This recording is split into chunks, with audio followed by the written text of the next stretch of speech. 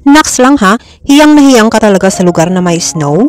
Bulalas ni Vicky habang nakaharap sa monitor ng computer. Hindi niya binubola ang kausap. Totoong maganda ang aura ni Carrie, ang kaibigan niya mula noong college pa. Parang makopa sa pamumula ang mga pisngi nito, may ningning na ang mga mata at nagkalaman na rin. Malayo sa hitsura nito noong umalis ng bansa, mahigit 2 taon na ang nakalilipas. Noon para itong naglalakad na bangungot, magulo lagi ang buhok, nangingitim ang ilalim ng mga mata, mas madalas kaysa hindi na napapatulala. Iyon ang punto ng buhay ni Carrie na nagpakaba sa kanila nang nagmamahal dito. Nangamba sila na magigising na lang ang kaibigan niya na isang araw na nanghuhuli ng langaw para gawing merienda. But of course, my friend, it's nice here. Tahimik, malamig, and no bad memories. Ngumiti si Carrie, mukhang medyo pilit pero at least nakakangiti na. Alam din ni Vicky kung ano ang tinutukoy nitong bad memories. Mahirap hindi malaman dahil saksi siya sa pinagmulan ng masamang alaala na iyon. It started with a guy named Dixon. It's a good place to start over. Mula sa likuran ni Carrie ay sumulpot si Tita Myla, mami ng kaibigan niya. Mismo tita, wala ba kayong balak mag-ampon? I want to start over too, sabi ni Vicky. Tumawa ang ginang. Ano ba ang dapat mong i-start over? You're doing great, but you're welcome to visit anytime. Nakangiti nitong wika. I'd love to chat someone more but I have to go now, my therapy. Ani ni Carrie pagkatapos mapatingin sa relo. But talk with mama, kulang sa kausap ang isang taong to. Nag-flying kiss pa ang kaibigan bago nawala sa screen. Mukhang okay na siya tita, sabi ni Vicky kay Tita Myla pagkatapos marinig ang tunog ng sumasarang pinto mula sa likuran nito. Kinda, there are bad days and there are good days. Today is a good day, pero ang maganda, mas marami ng di hamak ang mga good days. I'm glad to hear that, but you know, I really miss her. Pag-amin ni Vicky. Hindi pa man sila pinaglumaan ng panahon pero parang napakatagal na mula nang nasa kolehiyo na sila ni Carrie. Mabilisang naglaro sa diwa niya ang masasaya, mapapait at katawa-tawang mga sandaling iyon. Sa kanilang dalawa, si Carrie ang mas emotional. Maybe it was the artist in her. Mahilig magpinta ang kaibigan niya. Katunayan ay fine art san ang kukunin nito. Pero sa payo na rin ng mga magulang, napadpad ito sa kursong commerce kaya nagkakilala sila. They clicked from the first day they met and they were inseparable since then. May pagka-moody si Carrie pero dahil laid back ang personalidad ni Vicky ay hindi sila masyadong nagkakabanggaan. Hindi rin siya maurirat. Kapag ayaw magsalita ng kaibigan, hindi niya pinipilit para ipagtapat sa kanya ang rason kung bakit parang isinumpa ito ng mundo. Kung gusto ni Carrie na maghinga ng saloobin ay alam niyang kusa nitong gagawin iyon. Pero sana ay maging mas chismosa ako ng kaunti. Baka sakaling nalaman niya na mas maaga-aga at may nagawa para pigilan ang pagkakahumaling nito sa isang hinayupak na nilalang. Oh, huwag kang iiyak, mahahawa ako, pabirong babala ni Tita Myla. Noon lang napansin ni Vicky na nangingilid pala ang mga luha niya. Sorry tita, hindi ko napigilan. Alam niyo naman, parang kapatid ko na si Carrie. I know, nagpapahiwatig na pag-unawa ang tinig ng ginang. Siya rin naman, namimiss ka, but it's better if she stayed here longer. Green card holder na ang mga magulang ni Carrie sa Amerika. Sa visa, iyon ay petisyon ng panganay na anak nito na citizen na. Ang orihinal na plano ng mga ito kapag bumuti na ang lagay ni Carrie ay papayagan na ang kaibigan niya na bumalik sa Pilipinas kung iyon ang gusto nito. Mangyayari pa kaya iyon sa loob ng dekadang ito? Noong unang dalhin sa ibang bansa si Carrie, ay sinabi sa kanya ni Tita Myla na baka ilang buwan lang ang itatagal ng kaibigan niya sa Amerika. Pero ang buwan ay naging taon at ang taon ay magiging siglo? Gusto rin kasi naming makatiyak na ayos na talaga siya. Patuloy ni Tita Myla. Kung si Carrie ang tatanungin, gusto na rin niyang bumalik sa Pilipinas. But we want to make sure she'd be okay. Lalo na't balak namin ni Tony na dito na manirahan sa Amerika. She'd be alone there. Nakaka-worry kung hindi pa lubusang bumubuti ang lagay niya. I understand po, hindi ko lang maiwasang malungkot, sabi niya. Lintik na Dixon kasing yun. Dixon was the roof of her friend's problem. Ang lalaking gwapo at habulin ng lahat yata nang nagpapalda ang rason ng pagkakaroon ng emotional breakdown ni Carrie.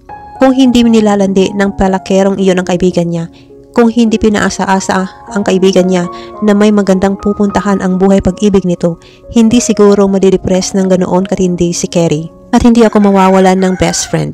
May kasalanan ka rin. Sinundot na naman ni Vicky ang konsensya niya.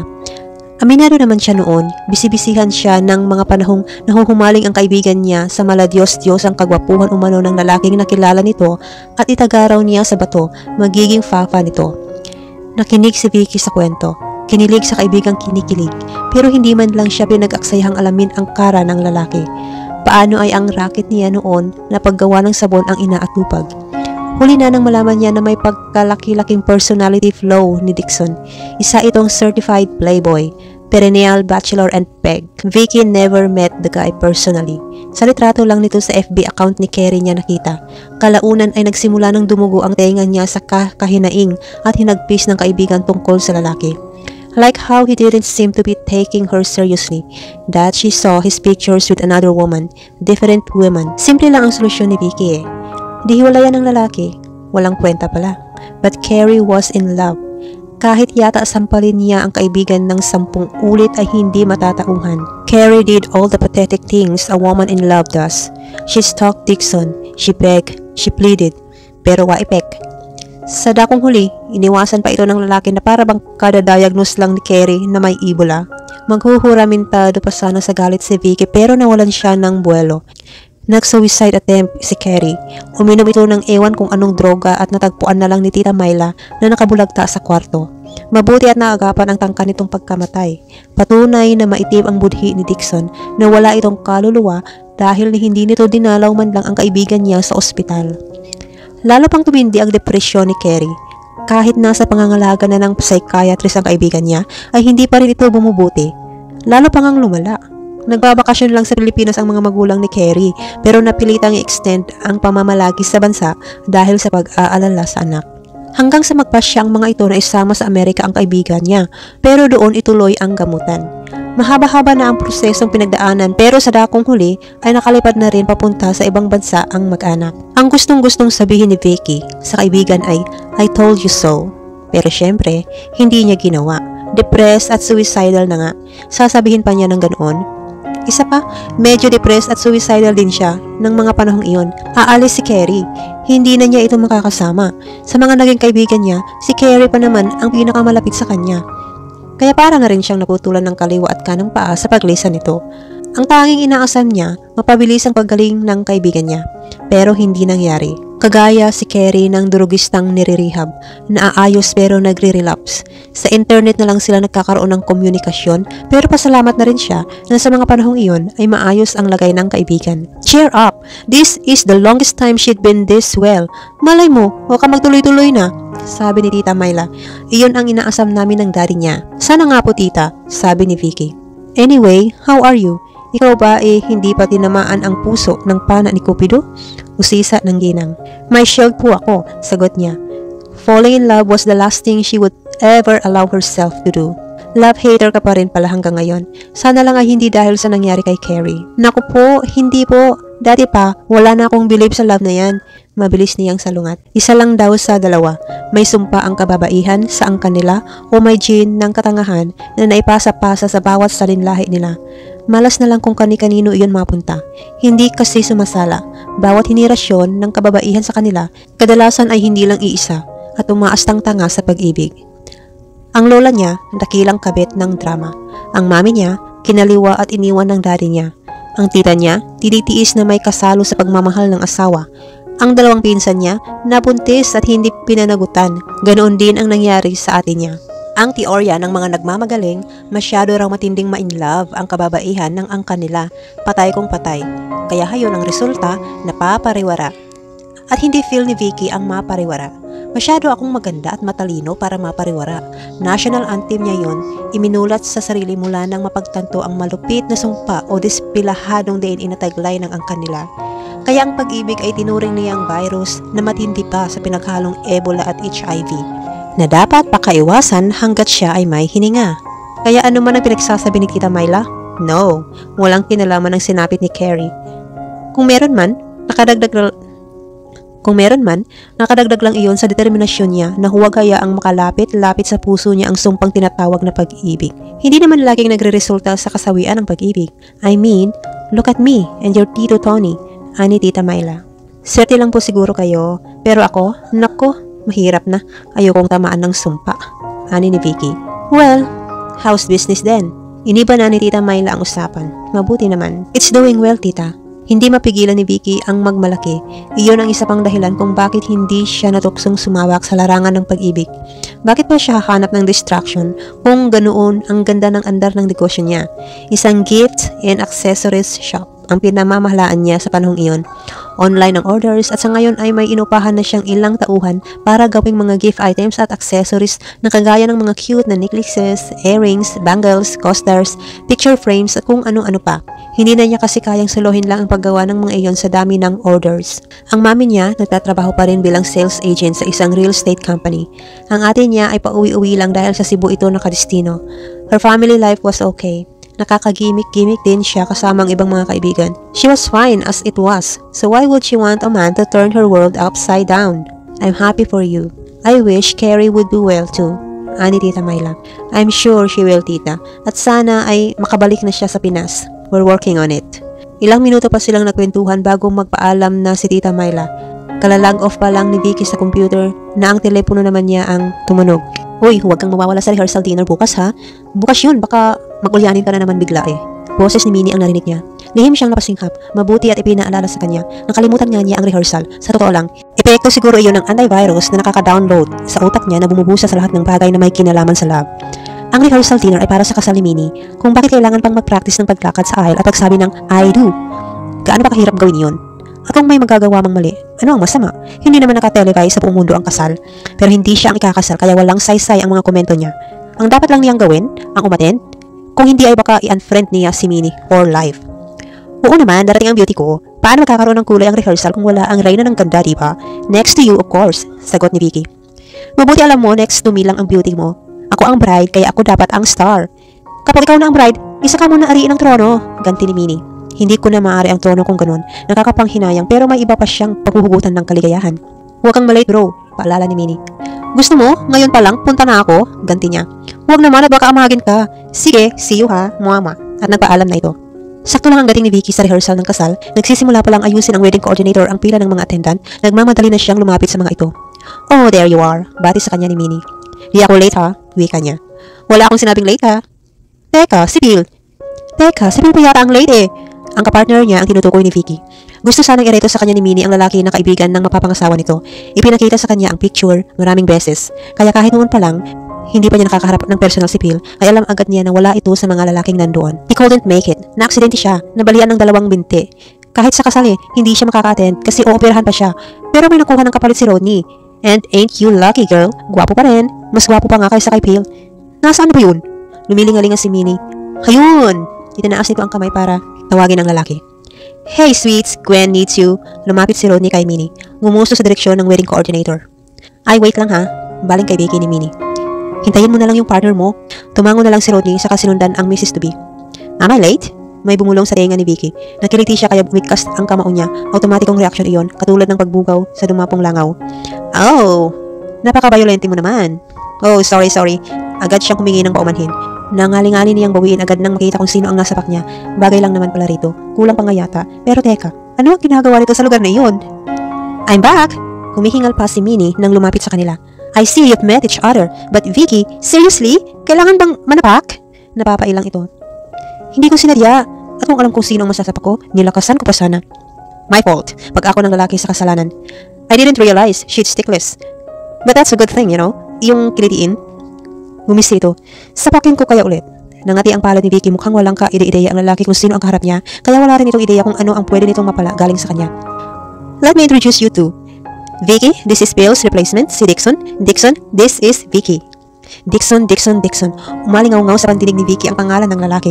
Pangalan iyon na madalas niyang usalin noon sa kanyang isip kasabay ang pag-asam-asam na sana dumating dito ang lahat ng malas sa mundo. Pangalan iyon ng lalaking isinumpa niyang gagantihan. Mabigyan lang siya ng pagkakataon, nanunokso yata ngayon ang tadhana. Tinanong siya ng laban o pawi. Vicky! Parang haplos ang pagsambit ni Dixon sa kanyang pangalan. Para rin itong nangangarap habang nagsasalita. Napatingin sa kawalan at namumungay ang mga mata. What a lovely name. Bagay sa may-ari ng pangalan. Hindi niya inilahad ang kamay sa lalaki. Manigas muna ang lalaki bago siya makipagdaupang palad dito. Pero, ang anak ng kulugo, ito ang kusang umabot ng kamay niya. Hahablutin na dapat niya ang kamay palayo. Ano siya? Sinuswerte? Pero sandaling naantala ang pakay ni Vicky. Nabigla kasi siya at nahiwagaan sa nararamdaman. Parang Parang may kuryenteng sumasalaksak sa kamay niya at dumiretso sa kanyang gulugod. Sa sandaling pag-aatubili ay nadala ng lalaki ang bibig nito ang kanyang kamay. Sa sandaling pag-aatubili niya ay nadala na ng lalaki sa bibig nito ang kanyang kamay. Akmang hahalikan iyon. Akma pa lang pero ang kuryenteng tumawid sa mga kalamnan niya ay agad nag-round trip dahil lang sa nabugahan ng mainit na hininga ang kamay niya. Mabilis at may dahas na binawi niya ang kamay. Hindi siya papayag na basta na lang iyon hahalikan ng kung sinong lalaki, lalo pa ang kumag na ito. Napanganga sandali si Minnie sa inasta ni Vicky pero agad din naman nitong nabawi ang poise. Now that you have been properly introduced, you can take your proper places, ani Minnie. Kuwapo naman di ba? Bulong nito ng pasimple kunong ayusin ang kwelyo ng damit niya. Try not to be too violent, okay? Lalaki lang yan, hindi halimaw. Tinapik-tapik pa ng babae ang braso niya. Saka lumayo na. Masahol pa sa halimaw ang tingin ko sa isang to, kung alam mo lang, sa loob-loob ni Vicky. Places everyone, hayag ng coordinator. Dito ka siguro dapat pumuwesto. Hinawakan siya ni Dixon sa siko, banayad lang iyon at para lang alalayan siya sa pagsali sa pila.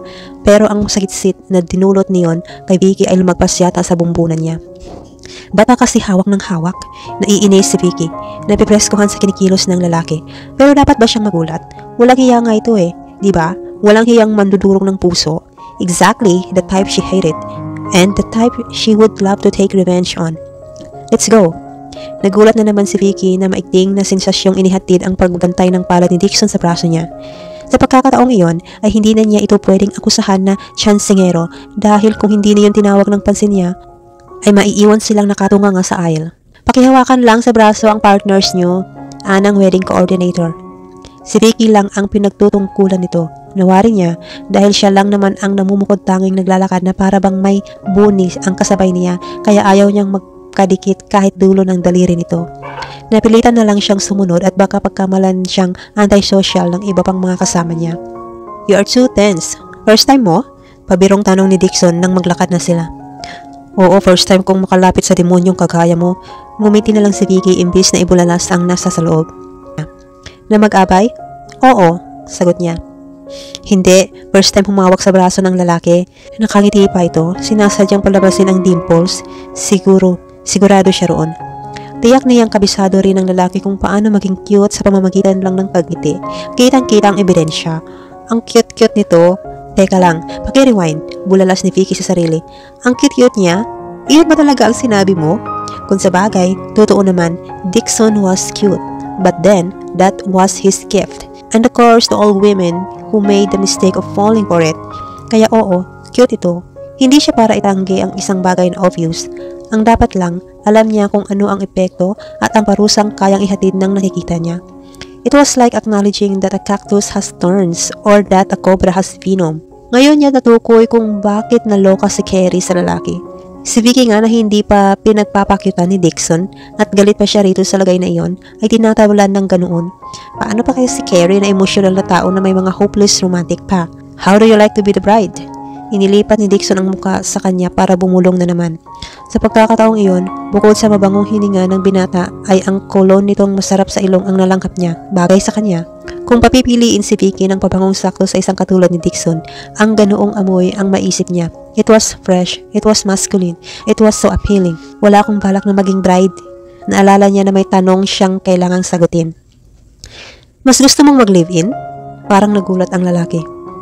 Of course not. Ano pala? Kailangan mo pang uriratin? Nakangiti si Vicky pero halata sa boses niya na naiinis na siya. Oo naman. It makes me wonder why a woman like you doesn't want to get married. I mean, it doesn't fit. Dahil ang isang babaeng katulad mo ay bagay lang na mahalin ng isang asawa. Binubola mo ako? I can tell. Huwag ka nang mag-aksaya ng panahon. Hindi tumatalab sa akin ng ganyan. Mas mabuti na sa simula pa lang ay magkalinawan na sila. Ibinibigay rin niya sa lalaki ang lahat ng pagkakataon para ilihis ang sarili nito sa peligro. Kapag nagpilit pa ang binata, kasalanan na nito anuman ang sapitin nito. Hindi tinatablan? O ayaw magpatalab? As they say, there always a chink in every armor. Anak ng pating, mukhang si Dixon ang tipo ng lalaki na mentras inaayawan ay lalong natatakam. Kung alam lang iyon ni Vicky dati, di sana ay pinayuhan niya si Carrie na isnab-isnabin ito. Not in mine. It's made of solid steel. Pasal niya. Salamat at nakarating na sila sa harap ng altar at kailangan na nilang maghiwalay. Kung hindi ay baka naulit niya ang pagsapak sa lalaking makulit. Ngingiti-ngiti si Dixon habang kumakain. Pagkatapos ng rehearsal ay tumuloy ang buong entourage sa isang restaurant. Sa kasamaang palad ay hindi niya nakatabi si Vicky. Sa kabilang mesa pa nga siya napasama, which was a real shame. Gusto pa naman niyang makausap pa itong mabuti. Naantig agad ng dalaga ang pansin niya. She's prickly as a cactus, that's why. Katwiran niya sa sarili. Am I losing my touch? Lihim siyang napalatak, medyo out of practice siya. Matagal-tagal na rin siyang hindi nagpapalipad hangin. Nakakagulat iyon dahil dati kasing natural ng pahinga niya para sa kanya ang pag-usal ng mga pambobola. Nakakapagod din naman pala iyon, natuklasan ni Dixon, lalo pa nga kung alam niya sigurado siya na hindi siya papasok sa isang malalimang relasyon. Parang paulit-ulit na lang ang kwento at alam niya ang ending, kaya sa kalaunan ay tinatamad na siyang makipagbulahan. And he remembered that horrifying time of his life when he was stalked by a woman. Noon siya nagpasyang maglaylo at tumagal iyon. Inakala nga niya ay nawala na siya ng interes sa mga babae hanggang sa makita niya si Vicky. Sinilip na naman niya ang dalaga at muli ay napangiti siya. Type mo? May nagsalita sa tabi ni Dixon. Si Nino, isa sa mga attendant. Kagaya niya, kaibigan ito ng groom-to-be. At kagaya niya, palikero si Nino. O mas palikero pa nga. He never thought such a guy existed. Pero patunay si Nino na meron ngang ganoon pang lalaki. At least siya, hindi nang bubuntis. Ang kaibigan niyang ito, ewan kung ilan na nga ang panganay. Sa iba't ibang babae. Uy, type mo ba ako? Kinalabit pa siya nito. Well, pinag-isipan ni Dixon. Type nga ba niya? Parang kung ganoong mayat maya ay napatingin siya sa babae. Pero pwede rin namang na-curious lang siya sa babae na nibago sa ikinilos nito. Sa lahat yata ng babaeng nakasalubong niya ay si Vicky lang ang umastang para siyang sinumpa na dapat iwasan. Don't bother. Nagbigay agad ng opinion si Nino, hindi pa naman siya nakakasagot. Can't have her. Bakit? Lalo siyang naintriga. Tibo ba siya? May asawa na? Madre? Iyan lang ang dahilang naisip niya. Queen Elsa ang mas bagay sa pangalan niya. Ang puso niyan mas frozen pa kaysa sa Arendelle. Ha? Pare, saang bundok ka ba tumira at hindi mo alam ang frozen? You know, iyong let it go, let it go, let it go. Kumanta pa talaga si Nino. Mabuti sana kung nasa tono. Hindi yung palabas ni Walt Disney ang tinutukoy ko. Ang ibig kong sabihin, bakit siya frozen delight? Aba malay, basta lang ganoon ang peg niya. Ika nga ng mga bakets, frozen queen, snow princess, whatever. Kung may puso man yan, gawa siguro sa ice, walang nararamdaman. Better ka ata, sa loob-loob ni Dixon. Aha, sinubukan mong magparamdam no? At dinedma ka? Kantsaw niya sa kaibigan. Ang bagal yata ng pick-up niya. Epekto ba ito ng matagal niyang pagpaliban sa aksyon? Hindi naman siguro frozen queen. Baka choosy lang, mataas ang standards. Anong sinabi mo? Bagsak ako kaya hindi niya ako pinansin? Nasaling tiyak ang gihaganting ego ni Nino. Your words, not mine. Tatawa-tawa siya. Hindi naman nang iinsulto. Nasa mood lang mang-asar. Ang sarap kaya, lalo na kung ganoon kahalatang naaasar ang inaasar niya. Uy, ang galing. Total, mukhang interesado ka kay Aling Yelo. Ikaw kaya ang sumubok manligaw. Tingnan natin kung papasa ka sa sinasabi mo diyang mataas na standard niya. Ako? Retired na ako sa ganyan. Ah, retired. Retired ba talaga? Baka naman chicken. O kaya dog. Yung bahag ang buntot. Umungot-ungot pa si Nino na parang aso. Hindi na ako player. Good boy na ako. Giit ni Dixon. Nagpapakabait na talaga siya. Bukod sa nagkakaedad na, nadala na rin siya. Kinilabutan nga siya nang maalala niya ang isa sa naging karanasan niya sa mga babaeng pinatulan niya. It was a sobering experience. Tumingin sa kanya si Nino saka tinabingan ng mga palad ang mga mata. Oo nga, ang bait mo na. Hayan nasisilaw ako sa halo mo. Inalis nito ang palad at umasta namang nagulat. At grabe, pakpak ba yung nakikita ko? Anghel ka na pre. Ay, mano pala.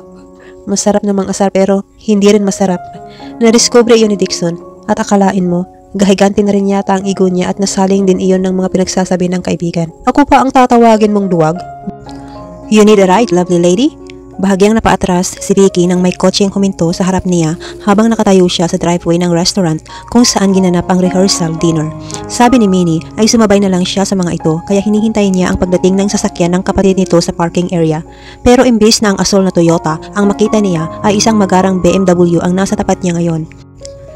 Pagbaba ng bintana ay ang mukha ng kasumpa-sumpang lalaki ang tumambad sa kanya. No thanks. Kahit siguro nasa disyerto siya at iyon na ang huling sasakyan palabas sa lugar na iyon ay hindi siya aangkas.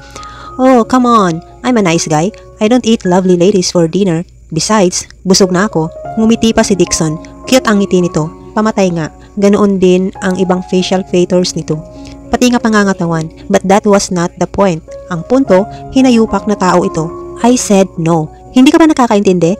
N-O. No. And please get out of the way. Pinaandar na ni Dixon ang sasakyan. Mabuti naman, ayaw niyang makapatay ng tao. Pero hindi pa lubusang bumababa ang BP niya ay tumaas na naman ito. Imbis na tumuloy na ng alis ay itinabi lang ng lalaki ang sasakyan. Saka pinatay ang makina. Nakaharang ito sa driveway kaya kapag may dadaan ay hindi ito makakalusot.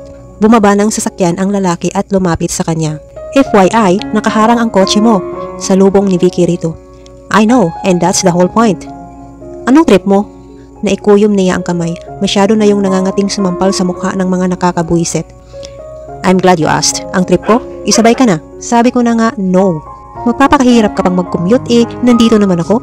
Very willing and more than able to take you anywhere you please. Kahit pa sa langit. Believe din ako sa fighting spirit ng isang to. At sa kapal ng mukha. Ang tindi! Lalo rin tuloy tumindi ang pagsulak ng dugo niya. May kasabay ako. If you must know, my husband. And he's a black belter ng taekwondo. Magaling din siya sa mixed martial arts. So what kung mag-imbento siya? Malalaman ba ng lalaking ito na bulaan siya? That is good. We could practice together. My taekwondo is getting a little rusty. Kumpiyansang sagot ni Dixon. He's not just gorgeously handsome. He's such an athlete too. Do you know that he once was a member of the taekwondo team that competed in the Asian Games a few years back? Umukilkil sa pandinig ni Vicky ang kwento noon ni Carrie. Great. Great. Just great. Katulad pa ni Dixon ang imaginary husband na pinangalandakan niya. Come on, pretty lady. I know you don't have a husband. I asked. Pag-amin ni Dixon. At promise, mabait akong tao. You can ask Minnie. Noon nag-ring ang telepono ni Vicky at sakto, si Minnie ang tumatawag. Oy friend, sorry. Bungad ng kaibigan. Nasaan ka ba? At saan kinuha ni Tim yung kotse? Sa parking lot ng MOA? Bulalas niya. Iyon nga ang siraulong kapatid ko, umalis na, sabi ni Minnie. Ha? Bakit? Kinapos kasi sa iodized salt ang diet ni Mami nung pinagbubuntis si Tim. Hayon, kapos din tuloy ng IQ. Akala raw niya, ang sabi ko, mauna na sila, kaya tumuloy na siya. Pwede tayong sumabay kay Rodney pero may dadaanan pa sila ng parents niya. Okay lang ba sa'yo? Nakakahiya naman, siksik pa si Vicky sa sasakyan ng nobyo ni Minnie. Hindi na, ang daming taxi. Nako, hindi pwede, tanggi ni Minnie. Ano ka ba? Iyon naman talaga ang bala ko bago mo ko alukin na sumabay sa inyo. Okay lang yun? O, paano? Bye na. Okay, ingat ha. Sorry talaga. Wala nga yun. Nang patayin ni Vicky ang telepono, ay ang ngiting-ngiting mukha ni Dixon ang tumambat sa kanya. Heaven is on my side, sabi ng lalaki. Iyon ang akala mo. Naglakad siya at nilagpasan ito. May nakapagsabi na ba sa'yo na ang kulit mo? Wala pa yata. Pwes, ako, sinasabi ko, ang kulit mo, sobra. Kapag may magandang dahilan lang naman, and well, I have to tell you, ang ganda ng dahilan ko ngayon, as in, ang ganda. She should be flattered, and well, actually, she is, for one split second, bago siya nahimasmasan at maalala kung sino ang pumupuri sa kanya. Utang na loob, go, harass somebody else, anas niya rito. Haras, nalungkot ang mukha ni Dixon, parang binagsakan ng problema ng Pilipinas. Iyon ba ang tingin mo sa ginagawa ko? Nagmamagandang loob lang ako Ayokong mahirapan ka pa sa paghahanap ng masasakyan. I don't know you, and I don't ride with strangers, sagot ni Vicky. Ipinakilala na tayo ni Minnie sa isa't isa, di ba? I am a friend of her groom-to-be, and she can vouch for me. Let me ask her. Inilabas ni Dixon ang telepono at mabilis na pinindot doon. Hi Minnie, anito, makalipas ang ilang sandali. Oy, tumigil ka na nga dyan, saway niya. Favor naman. Nagpipresenta ako dito sa magandang kaibigan mo na ihahatid ko na lang siya. But she's kinda reluctant. Stranger daw kasi ako at malay nga ba naman niya kung rapist ba ako. Can you tell her I'm a nice guy? Hindi pinansin ni Dixon ang protesta niya. Tuloy-tuloy lang ito nagsalita. Inirapan ito ni Vicky at iiwanan na sana pero bigla nitong inuumang sa kanya ang hawak na telepono. O, kakausapin ka raw. Anak ng, paraskol niyang kinuha ang telepono. Ain't this your lucky day? Nag-init lalo ang ulo ni Vicky sa bungad na iyon ni Minnie. Kabalikaran ka mo, ito na yata ang pinakamalas na araw sa buhay ko. Uy, huwag kang nagmamaganda. Ang gwapo niyang nagpapakamatay na maging driver mo. Kaya pag tinanggihan mo yan, kakalbuhin kita, promise. Pero pagkatapos ng kasal ko, syempre, ayoko ng attendant na kalbo, no? Pinatlang ni Minnie ang pangangalaiti niya. I can get home by myself, okay? Kaya mo ring lumusong sa baha o lumangoy sa dagat ng basura. Pero ba't mo gagawin iyon kung naman kailangan? Vicky, I am doing you a favor. That guy is a hunk. But just this once, live a little. You won't know what you're missing till you experience it. Sige na, mapahatid ka na. Hindi mo ikamamatay yan. In fact, kahit kaunting galis, hindi ka tutubuan. Just go. at nawala na ang kausap niya sa linya. Bumaling si Vicky kay Dixon. Bubungangaan na dapat niya ito pero naunahan siya ng sasakyang bumusina paulit-ulit. Nakaharang yung sasakyan mo. I know. Alam naman pala eh. Iba't nakatayo ka lang diyan? Alisin mo na. Hinihintay pa kita eh. Sira ulo ka pala eh. Iiling-iling naglakad na lang si Vicky palayo. At ang kumag sumunod sa kanya. Lalo tuloy nagwala iyong bumubusina. Ang sakit sa tenga. Ano ba? Kung sumasakay ka na ba eh, dinaalis na yung harang. Ganti ni Dixon. Ay talaga naman. Hindi na niya kinaya kaya siya na ang tumupi. Mamaya ko na lang siya sasakalin. Nagmarcha na siya pabalik sa kinaparadahan ng kotse nito. Thank you Lord. Usal ni Dixon at sumunod na agad sa kanya. Inunahan siya ng binata sa pagbukas ng pinto sa passenger side. Ito rin ang nagsara nito bago ito lumigid na papunta sa driver side. What kind of music do you like? Tanong ni Dixon habang nagmamaniobra palabas ng driveway. Kahit ano? Rock? Reggae? Classical? Kahit nga ano? Aniya sa pagitan ng nagtatangis ng mga bagang. Makulit talaga ang lalaki, walang biro. Okay, may isa na lang ito na CD. Leron sinta, buko ng papaya, dalay buslo, sisidlan ng bunga. Napatingin siya kay Dixon. Sabi mo kahit ano? Folk songs? Ba't may ganyan? Hindi napigil ang tanong niya. Bakit? Nakakagulat? It relaxes me. It reminds me of my childhood. Masaya ang maging bata eh. Ikaw ba? How's your childhood? Napaisip siya. Masaya na hindi. Why is that? Ha? You said masaya na hindi. Bakit? Napakurap siya. Nagsalita ba siya? Siguro. Kasi bakit niya alam? May ESP siya, ganoon. Nababasa niya ang nasa isip ko. Bata pa ako nung iwan kami ni Daddy eh. Siyempre, hindi masaya yun. Pero masaya rin dahil nagawa namang punan ni Mommy. To a certain extent, iyong pagkawala ni Daddy. That sucks. Usal ni Dixon. You must miss him a lot. It sucks all right. But no, I don't miss him. Iyong mga lalaking kagaya niya na walang pakundangan kung manakit ng kalooban ng mga babae ay hindi na dapat pinag-aaksayahan pa ng emosyon. Matigas na pahayag ni Vicky. Pinatatamaan niya si Dixon at sana ay matamaan niya. Hindi na agad ito umimik. Ewan kung nakonsensya siya. It's okay to hate your dad for what he did. And to be honest, I think it sucks to leave a child just like that. Pero hindi lahat ng lalaki ay kagaya niya. Ah, talaga? Well, I haven't met one who's not like him. Baka malas ka lang. Baka nga. Kaya hindi ko na ipupush ang kamalasan ko. You'd rather be alone? Yup. And why are you having this conversation anyway? Nagulat si Vicky na naibulalas niya ng ganoon na lang ang sama ng loob sa ama. At sa isang estranghero pa. Hindi nga lang estranghero kundi isang estrangherong kinamumuhian niya. Because we are together and it just came up. Sagot ni Dixon. Siguro ikaw, ang saya ng pagsasama ng mga magulang mo kaya ganyan ang sinasabi mo. Natahimik ang lalaki. Sa tingin niya ay nalungkot ito. Natigilan siya. He suddenly looked vulnerable. Para tuloy na bura kahit bahagya ang inis niya rito. No relationship is perfect. Iyon lang ang sinabi ni Dixon. Hindi na dinugtungan. Bitin si Vicky. Kaso hindi niya alam kung mag-uusisa ng hindi man nagmumukhang interesado rito. Kaya hindi na lang siya nagtanong. May kapatid ka? Siya rin ang hindi nakatiis sa katahimikan. Nope. I'm an only child. You?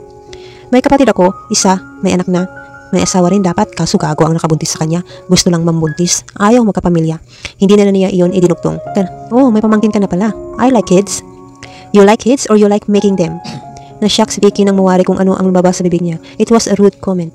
On the contrary, I think it's unpardonable to create kids just for the sake of it. Patag lang ang titig nito. Mukhang hindi naman na-offend.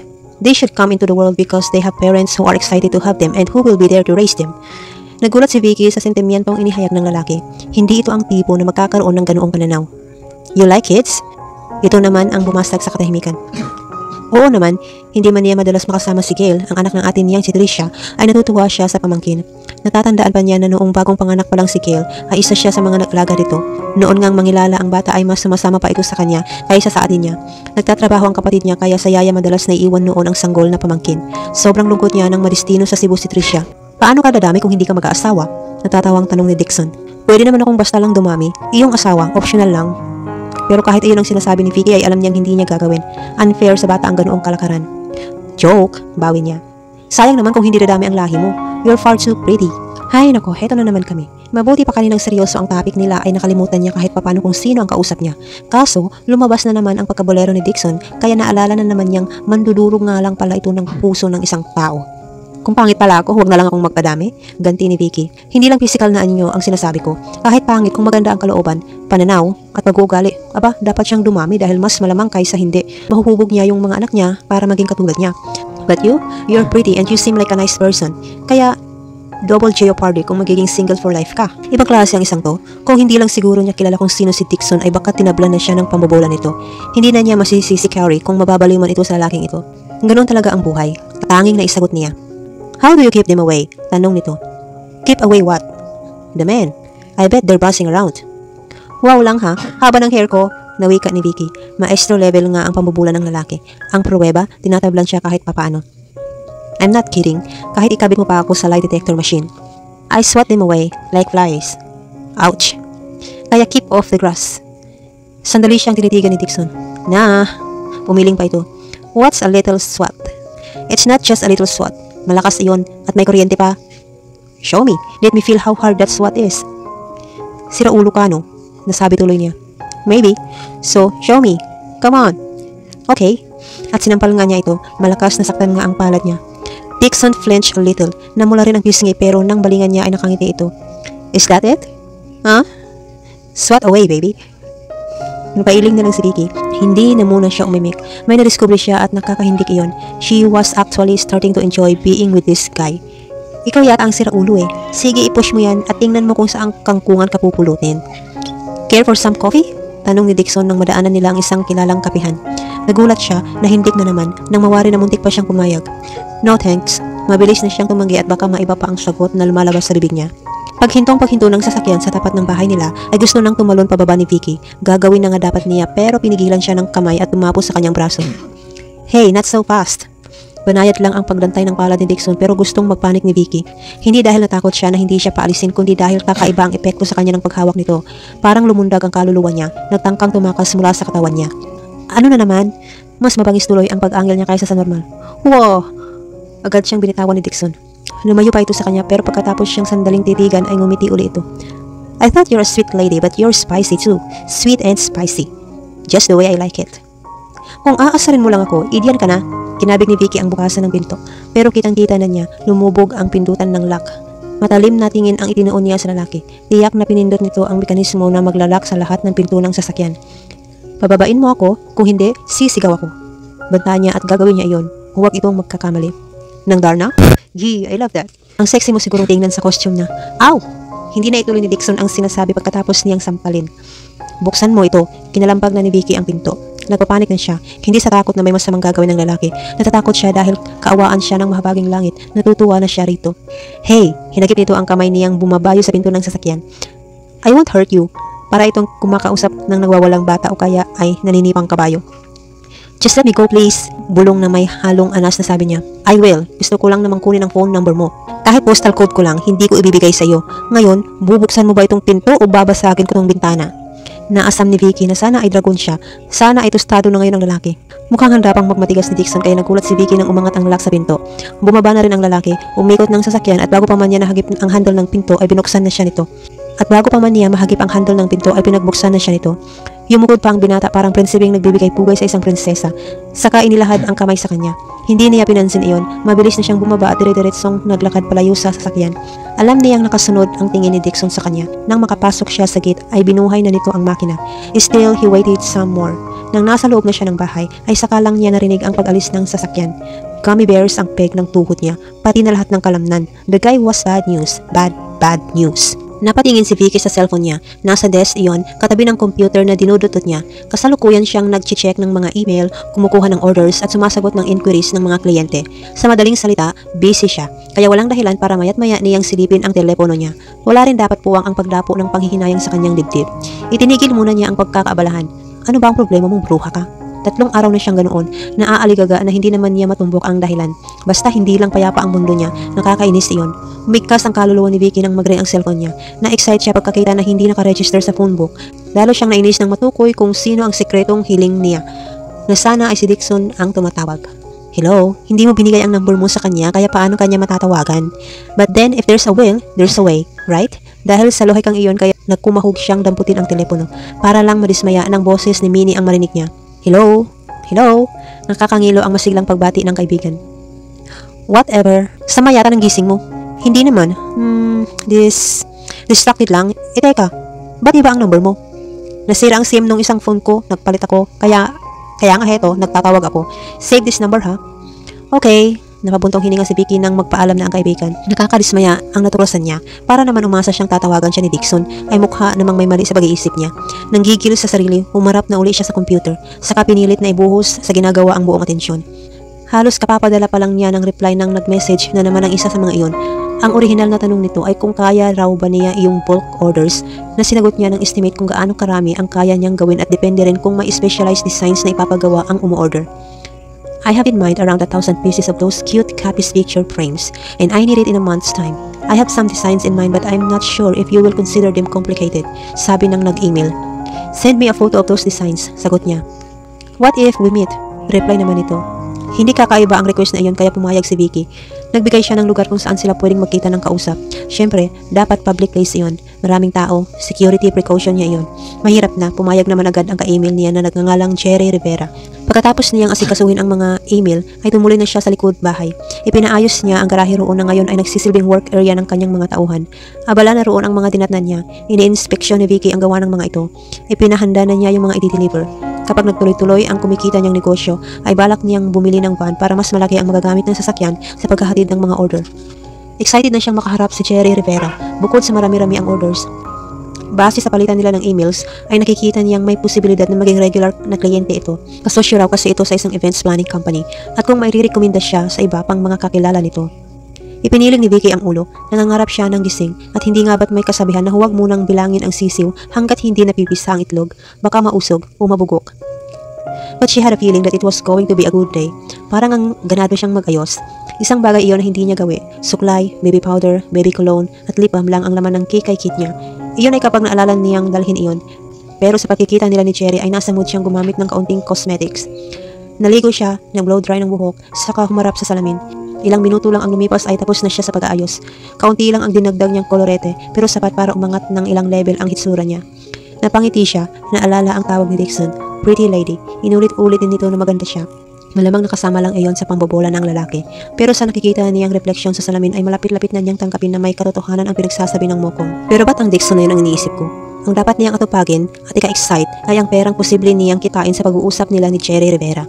Kaya nga bilis-bilisan muna diyan, pati isusuot ni Vicky, pinili niya, bestidang pink na above the knee, ang haba ng pintas nito mula sa closet. Strappy sandals ang itinerno niya, at bago siya tuluyang lumabas ng silid ay hinagip ng kamay niya ang pabangong nasa tukador na hindi pa yata niya nagagamit. Nag-spray siya riyon, masigla ang paghapang niya, napapakanta pa, "This would really be a good day." Lintik na Jerry yun, ang bilis magbago ng ihip ng hangin. Ang good day na inaakala ni Vicky ay naging buisit day. Iwan kung anong klaseng manners meron ang lalaki, hayon at mag-iisang oras na itong late sa usapan. Hindi porke ito ang kliyente ay ayos lang na mahuli ito ng dating. Natunaw na lahat ng ice ng in-order niyang iced tea, wala pa ito.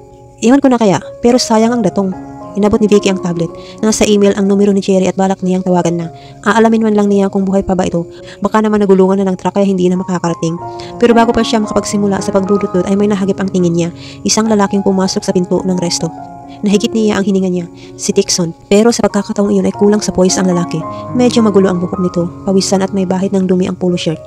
Hindi niya balak pansinin ang lalaki. Hindi nga niya ako tinawagan, di ba? Itinoon ni Vicky ang pansin sa tablet para mabuksan ang email niya. Abala siya sa pagtipa kaya hindi niya napansin kung saan na nagpunta si Dixon. Maya-maya ay may umupo sa silyang katabi niya. "You're waiting for me, right?" Masiglang bati ng kulugo. Automatikong umarko ang kilay ni Vicky. "In your dreams." "Oh, come on. Admit it. Nagpupuyos na nga siguro sa inis ang kalooban mo. Sorry I'm late. I just needed to do something." "Ano? Gumulong ka pa sa putikan?" "Not really, but some dirt was involved. May batang nahagip ng jeep at kinakailangan kong isugod sa ospital. Kaya nga ako na late. Sorry. May modo akong tao. Tawag lang talaga ng pangangailangan kaya nahuli ako ng dating. It won't happen again. Now, let's talk. Nakakain ka ba ng nakakalasong kabuti? Iyong nakakaapekto ng nervous system? Wala tayong dapat pag-usapan. In fact, that seat is reserved. I'm meeting someone. And he's late. I know because I'm the one you're waiting for. Jerry Rivera at your service." Inilahad ni Dixon ang kanyang kamay. Natameme si Vicky. Ngumisi naman ang lalaki. "Gotcha there, right? Yeah, Jerry and I are the same person." "Ibuisit ka pala eh." Ngali-ngali niyang ibinuhos dito ang iced tea niya nang wala ng ice. "Sinayang mo lang yung oras ko. Nagtatrabaho akong tao, no?" Umakma siyang tatayo mula sa kinaupuan pero hinuli nito ang pulsuhan niya. "Wala akong balak sayangin ng oras ni Numan. I came to talk for business. At pagdating sa trabaho, seryoso akong tao. Napansin ko nga, sobrang seryoso ka, kaya nga ibang pangalan ang ginamit mo." Hindi niya papalagpasin ang pagkakataon para magpasaring. "Kung nagpakilala ba ako sa'yo, paniniwalaan mo ko? O iisipin mo na may ulterior motive lang ako?" May punto ito, naisip ni Vicky. Tiyak ngang ipapalagay niyang pinagloloko siya nito. Pero hindi nga ba?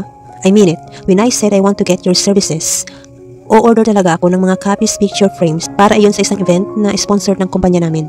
Mabilisan niyang review ang nalalaman tungkol kay Dixon, mga impormasyong napulot niya mula kay Carrie. He's an urban planner, isang firm na namamahala sa tamang pagdidisenyo ng isang komunidad, a darn good one, I must add. It's called Back to Nature. Pagpapatuloy ni Dixon. Ang events planning firm ba ang tinutukoy mo? No, an architectural firm. Akala ko kasosyo ka kamo ng isang events planning firm. O kasama lang ba yun sa cover story mo? Oh, that part is true. Pinsan ko ang talagang namamahala sa events planning. Ako, kapital lang ang inaambag. Sabi niya, dadagdagan ko na raw ang kunin kong copies picture frames. Kasi magagamit niya tiyak sa mga event na hawak niya ngayon. Sana itinawagan mo na lang ako. Mas madali yun kaysa kung ano pang mga pakulo mo. You didn't give me your number. I know lots of ways to get it, but that's too easy. Gusto kong mahirapan naman kahit kaunti. Besides, I want to meet you in neutral grounds. Yung wala ka pang bias reaction sa akin. But hey, do you often look like that when you meet your clients? Nagpapakita ng paghanga ang tinging pinagapang ni Dixon sa kanya. He's a natural flirt. Naalala ni Vicky ang isang artikulong nabasa niya. May mga tao raw, babae man o lalaki, na likas na talagang mahusay manlandi. Yung iba, hindi raw iyon sinasadya. It comes naturally, kagaya ng pagkakataon ng likas na husay sa pagtugtog ng instrumento o galing sa pagsayaw. At kagaya ng anumang talento, practice makes perfect. Kaya siguro, nalinang ng husto ang inborn charm ni Dixon. Anyway, pag-usapan na natin ang tungkol sa orders mo. Kung totoo ngang o-order ka. Of course. Heto yung mga design na sinasabi ko. Inilabas nito ang mga plastic case. Nakasilid doon ang mga disenyo. So, seryoso nga pala talaga ito. Considered special designs ba ang mga yan? Makakadagdag ba sa presyo o sa tagal ng paggawa ng produkto? Seryoso rin ang pagtatanong nito. Hindi naman. Kaya ito ng mga tao ko. 1 month ba kamo? Tumango ito. No problem. Ani ni Vicky. May iba pa siyang tauhang pwedeng tawagan kapag ganoong may malalaking order. Kailangan lang ng down payment at I will pay it full. I presume I need to sign something? Meron. Teka lang. This time, please use your real name. Whatever you say, pretty lady. Mabilis silang natapos sa kasunduan. Pagkatapos niyang ibigay ang quotation sa lalaki ay gumawa naman ito ng tseke at tumutugma sa halagang nakasaad doon. It's nice doing business with you. Shall we seal the deal? Inilahat nito ang kamay niya. Nice meeting you too. Wait! Ano na naman? Hindi ba tayo kakain man lang? I mean, we just did business together. Hindi naman requirement na my treat. Besides, I'm starving. Kanina pa lumagpas ang oras ng tanghalian. Kaya nga dapat na ilibre kita. Makabawi man lang ako sa iyo. So, shall we order? Huwag ka nang tumanggi sa grasya at baka magtampo. Iyon lang ang ginawang dahilan ni Vicky para pumayag. Kahit pa may nang aasar na bahagi ng pagkatao niya ang isinisitsit. You like him, admit it. Ihahatid na kita. I have my own ride, thank you. Oh, Drutch, ihahatid na lang kita sa sasakyan mo kung ganoon. Ay, lalaking tinamaan ng magaling. Nausal ni Vicky nang nasa loob na siya ng sasakyan at umalis na sa tabi niya si Dixon. Obvious naman na nagpapakyut ang lalaki sa kanya. Oo, cute ito, but that was so not the point. Wala itong mapapala sa kanya kahit pa nga siguro hindi ito ang lalaking naging dahilan ng problema ni Carrie ay hindi pa rin niya ito papansinin. Pero nang maglaro sa diwa niya ang hitsura ni Dixon ay medyo natinag ang tatag ng sagot niya. Parang may nagpapahabol sa pagkatao niya ng katagang, sayang. Ewan ko sa'yo, ani ni Vicky, sakay sinuksok na ang susi sa ignition. Pinihit iyon, umugong ang makina pero hindi tuluyang nabuhay. Anak ng syoke, anong problema mo? Sabi ng mami niya ay katatapos lang i-tune up ang kotse. Bakit ayaw umandar? Inulit niya ang pagpihit ng susi, pareho rin ang resulta. Ay, nakakainis naman ng kotseng ito. Walang choice si Vicky kaya lumabas na siya ng kanyang sasakyan. Lumingali nga, gasoline station ang hinahanap niya. Baka may mekaniko roon na pwedeng tumingin sa kotse niya. Pero wala siyang makita kaya nagpasya siyang maglakad-lakad. Nakakailang hakbang pa lang siya nang may kotseng huminto sa tapat niya. Nakilala agad niya ang sasakyan ni Dixon. Agad ibinaba ng lalaki ang bintana ng sasakyan nito. Oh, ba't naglalakad ka? Tinopak yung kotse ko, ayaw mag-start. Baka may mekaniko sa mga gas station malapit dito at... Never mind that, may kilala akong mekaniko. The best siya. Papupuntahin ko na lang dito. Kaso, bukas na siguro. Wala siya ngayon lumawas ng probinsya noong isang araw. Baka hating gabi na makakabalik. Hindi ko pwedeng iwan dito ang sasakyan ko. I'm sure it's gonna be safe here. Kausapin natin ang may-ari. Halika, sasamahan kita. Ha? Come on. Kaysa naman isa-isahin mo pa ang mga gasolinahan dito kahit may matiempohan kang mekaniko. Malay mo ba kung matino? Kapag maagang nakabalik si Tata Ambo, papupuntahin ko agad siya rito. Promise. Hop in, balik tayo sa resto. Pumayag naman ang may-ari ng resto na iwan nila roon ang sasakyan. Binilinan lang sila na tanggalin ang mga valuables sa loob para hindi takaw pansin sa mga magnanakaw. Hindi naman daw talamak ang carnapping sa lugar na iyon.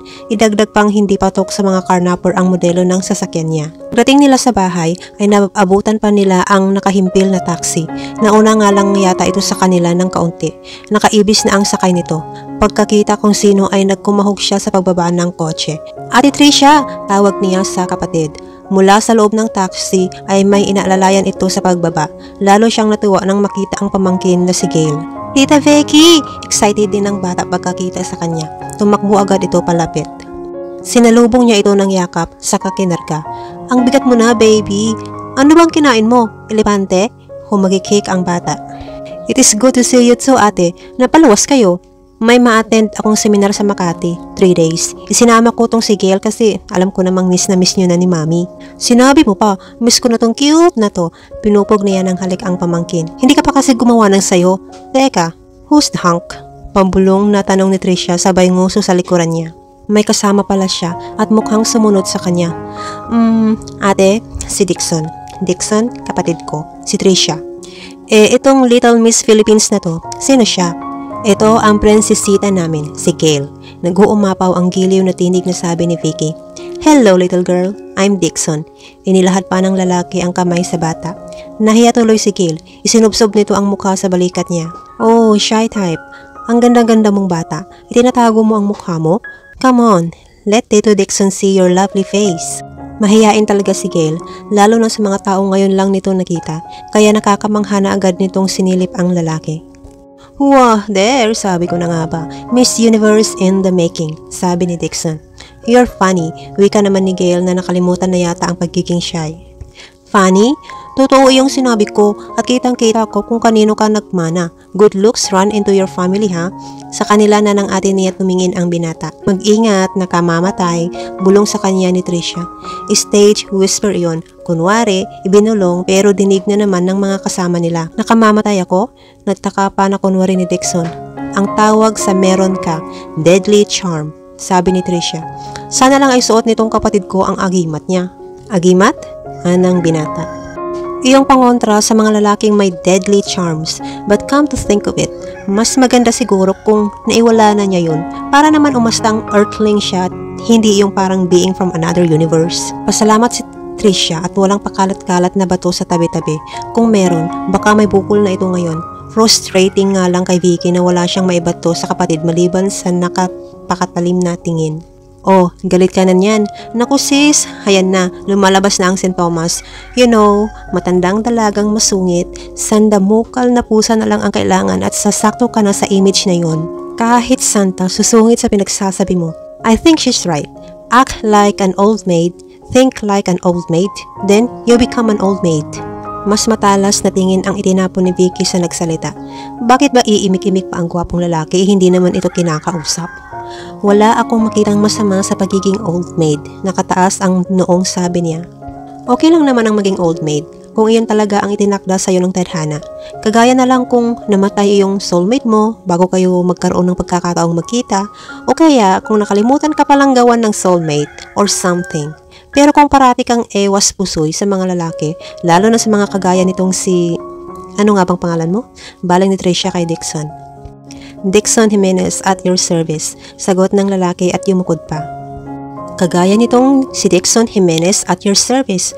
Aba, mahiya ka sa may kapal na sa palagay ko, nagsasawa na sa kakalaglag ng kalalakihan sa daraanan mo. And to think yung ibang girls, naglalakad na ng paluhod sa Quiapo at Baclaran Church sa kakahingi ng kaparehas sa buhay. Ang dami mong sinasabi, puro naman walang katuturan. Tayo na sa loob at masesiruhan na. Ito ang bebe mo. Di ba bebeng maganda? Sabi ni Vicky kay Gail. Gugutom na po. Kita mo na? Gutom na tong bata. Tara na. Nagpatiuna na siya sa paglakad. Hustong narating nila ang front door ay bumukas iyon. Mami nila ang bumungad. Ano ba yung ingay? Uy, ang apo kong maganda! Umaliwalas agad ang mukha ng kanilang ina pagkakita kay Gail. Inilahad pa nito ang mga kamay sa abo. Sandaling nag-atubili ang paslit, naging shy na naman. Hindi kasi ito gaanong naalagaan ng mami niya noong nakapisan pa ang mag-ina sa kanila, kaya siguro nahiya ang bata. Go on, may candy yan, bulong ni Vicky stage whisper din. Saka pa lang sumama ang bata sa lola. Nako, manang-mana sa ina, kailangan pang suhulan. Anang mami nila habang pinanggigilan ang bata. Mabutit na padalaw kayo. Sa gawing likuran niya tumingin ito. Siguro ay nandun na si Tricia. Teka, may kasama ka pala. May bagong boyfriend ka? Nagusot ang mukha ng ina. Hindi siya sa akin, ma. Kay Vicky. Hindi pa ba niya naipakilala sa inyo? Sabi ng kapatid niyang sana ay tamaan ng magaling. Ate, ang bibig mo. Hindi ko boyfriend si Dixon. Mahiya ka naman at... Oh, walang dapat ikahiya. I take that as a compliment. Sabad ng lalaking tinamaan din sana ng magaling. Bakit ba kasi pangiti-ngiti pa ito? Iyong ngiting sa kung anong dahilan ay napakaganda sa paningin niya.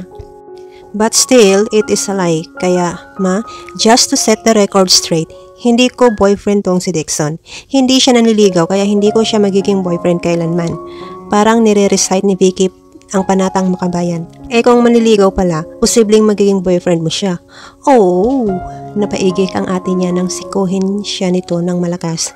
Mami si Vicky nananakit. Tumigil na nga kayong dalawa. Tayo na sa loob. Tamang-tama. Nakaluto na si Aling Maring. Dito ka na rin maghapunan, Dixon, sabi ng mami nila. Nako, salamat po. Ang kulugon ay hindi naisipang tumanggi. Sinuswerte nga yata ito dahil kung si Vicky lang, hindi sasagi sa isip niya na yayain itong sumalo sa hapunan. Sabihin na lang niyang walang modo o kulang sa urbanidad. Kaysa naman patapakin si Dixon sa loob ng komedor nila. Para kasi sa kanya, ibang level na kapag pinatuloy ang isang lalaki hanggang sa hapagkainan. Pero wala na siyang choice. Napasama na ito sa imbitasyon nang wala siyang kinalaman. Dahil wala akong kinalaman, hindi counted yun. Iyon na lang ang ginamit niyang pampalubag loob. Pang-ilang irap na yata iyon ni Vicky. Sino ba ang hindi mapapairap? Sa abot ng alaala niya, noon lang yata sila nagganon kaingay sa hapagkainan.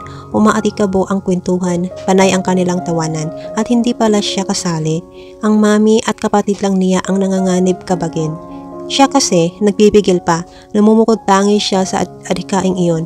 Kahit nga kasi si Aling Maring na napadpad-padpad lang sa paligid para isilbi ang mga serving dish na nilalagyan nito ng panibagong laman ay napapatawa. Ang dahilan kung bakit parang naging comedy bar ang komedor nila, sino pa ba kundi si Dixon. Boy, he could live in up a room. Patawa ito sa paraan hindi mukhang pilit o sinasadya. Makwento lang talaga ang lalaki at dahil nakakatawa ang marami sa mga kwento nito, hayon na nga, bentang-benta sa audience. Mabuti na lang at kasalo nila si Gail. Antok at pagod na siguro ang pamangkin niya kaya katulad niya, hopyang hindi rin mabili rito ang mga joke ni Dixon. Ang bata na rin ang inatupag niya imbes na makinig sa lalaki. Sinusubuan niya ang pamangkin na halos hindi kumakain. One more bite, baby. Ang sarap kaya nitong baked mac Pag-iinganyo niya rito. Ayaw na, iniiwas ni Gail ang bibig sa nakaumang na kutsara. Pagod na yan kaya wala nang gana. Di bale, didede naman siya. Excuse me, ipapasok ko na siya sa guest room. Anang ate Tricia niya. Ako na, nag-volunteer agad si Vicky. Magandang pagkakataon iyon para makalayo siya sa lalaking may kamandag ang presensya. Ewan kung ilang kilometro ang sakop ng permanent danger zone, pero kahit ilang dipa lang ang maging pagitan nila ay baka makahinga na siya ng maluwag-luwag. As it was, being in the same room with Dixon was killing her. Ang hirap nitong hindi pansinin. Todo effort na nga siya sa pagkukunwari na hangin lang ito pero walang hangin na katulad nito ang dating at walang hangin na napakasarap pakinggan at tawanan ang mga kwento kaya dapat niyang dalhin ang sarili palayo sa danger zone. Nagpakarga na si Gail, pagod na nga talaga. Ipinatong din nito ang ulo sa balikat niya nang buhatin niya para tuloy may init na bumalot sa puso niya. Naamin niya bigla sa sarili. Kung meron man siyang ipinanghihinayang sa pag-iwas sa kalalakihan, iyon ay ang malaking posibilidad na hindi na siya magiging ina. Ewan kung bakit sumali sa panghihinayang niya ang ideyang hindi rin siya magkakaasawa ng kagaya ni Dixon. Mag-aampon na lang ako, ani Vicky sa sarili. That guy, he's not husband material, far from it. Pero kahit iyon ang iniisip niya, hindi rin naman niya napigilang tapunan ng tingin si Dixon. Ewan kung may radar ito o sadyang nagkataon lang dahil nang tumatagal ng ilang sandali ang dapat ay isang kisap mata lang na paglingon niya sa binata ay tumingin din ito sa direksyon niya. Sa pagmamadali niyang lumakad na ay halos matisod siya. Kung hindi nga lang mabigat ang karga niya at nagmumukha siyang tanga ay baka tumakbo na siya. Inilapag ni Vicky si Gail sa kamang nasa guest room na dati ay kwarto ng kapatid niya. Pinalibutan niya ang pamangkin ng matatabang unan bilang pagharang. Saka niya ito kinumutan. Hinagod-hagod muna niya ang buhok ng bata, saka hinagkan bago siya nagpasyang iwan na ito. Pwedeng huwag muna siyang bumalik sa hapag. Ayaw niya na gusto niya. Ayaw niya dahil nakakabahala ang epekto sa kanya ni Dixon, pero gusto niya dahil din sa epekto ng binata sa kanya. Masisiraan ako ng bait sa lalaking yun, but come to think of it, hindi kaya sira na ang bait niya sa simula pa lang? Kung hindi, dapat ay hinampas na niya ng maso ang lalaki, o di kaya, at the very least, ay nagtatakbo na siya palayo rito. Pero hayo ng lalaki, nasa loob na ng pamamahay niya dahil hindi niya agad itinaboy noong palapit pa lang ito. Parang pusang gala lang. Pero ang pusang gala, walang kakayahang bulabugin ng ganoon ang namamayapang kalooban ni Vicky. Hindi sumasakit ang ulo niya kung alin ang susundin, kung ano ang gusto ng puso niya, o kung ano ang utos ng isip niya. Sa sandaling iyon nga ay umaatikabo pa ang pagtatalo ng mga iyon. Bababa ba siya o maglulungga pa ng matagal-tagal sa silid? Bago ang lahat, magsi-CR na muna siya. Binuksan niya ang pinto ng kwarto para pumunta sa banyong kalapit lang niyon at muntik na siyang masubsob sa dibdib. Sa unang sulyap pa lang niya ay alam agad niyang matigas, matipuno. Ay! Napaatras si Vicky. Naalala kung sino ang may-ari ng ganoong uri ng dibdib.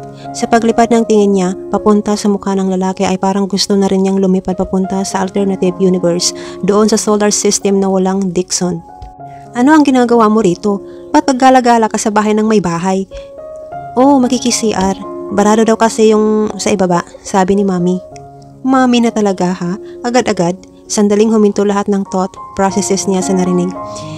Iyon ang CR. Gumuso siya sa nakasarang pinto. Halos katabi lang iyon ng kinatatayuan nila. Oh, sorry. Akala ko ito. Sige, doon na muna ako. Iniwan na siya ng lalaki. Bumalik naman si Vicky sa guest room, isinara ang pinto, nagdive sa kama at iginugod ang mukha sa pinakamalapit na unan. Ay, nako! I like your family. Mukha namang natuwa sa'yo sina Mami, sabi ni Vicky kay Dixon. Palabas sila ng gate, uuwi na ang binata. Dapat ay hanggang bye at ingat lang ang paghatid niya rito na may matching pagkaway, pero sinita siya ng ate Tricia niya. Ihatid mo man lang hanggang pinto, baka isipin niya kulang ka sa modo. Kiber ni Vicky kung iyon nga ang isipin ni Dixon, pero itinulak pa siya ng kapatid kaya napilitan na siyang gumalaw. Hayon, naihatid niya nang wala sa panahon ng lalaki. Hanggang pinto lang ang sinabi ni Tricia, kaya bakit umabot siya sa labas ay hindi pa siya tumigil sa paghakbang. You think so? They like me?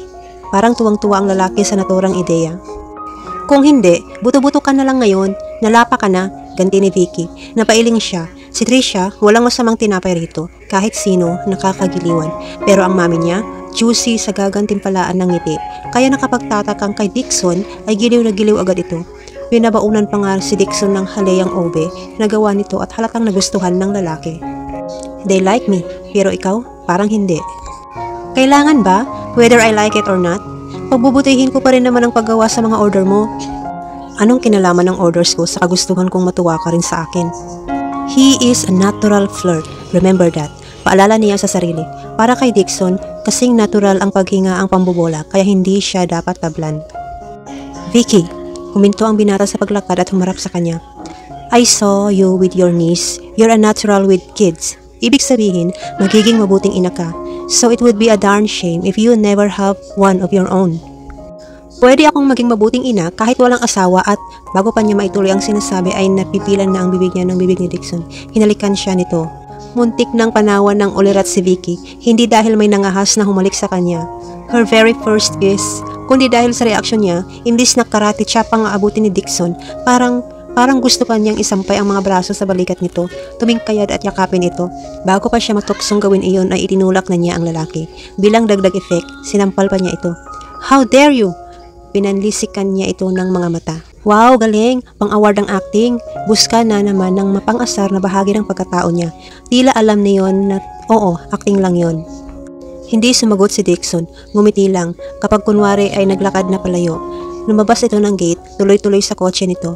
Lumulan doon ang lalaki at sumibad na. Ang sarili yata ni Vicky ang mas dapat sampalin dahil kahit nakaliko na sa kanto ang sasakyan ng binata ay ayaw pa rin niyang umalis sa kinatatayuan. Ang mas nakapanghihilakbot, umaasa siya na biglang babalik ang lalaki.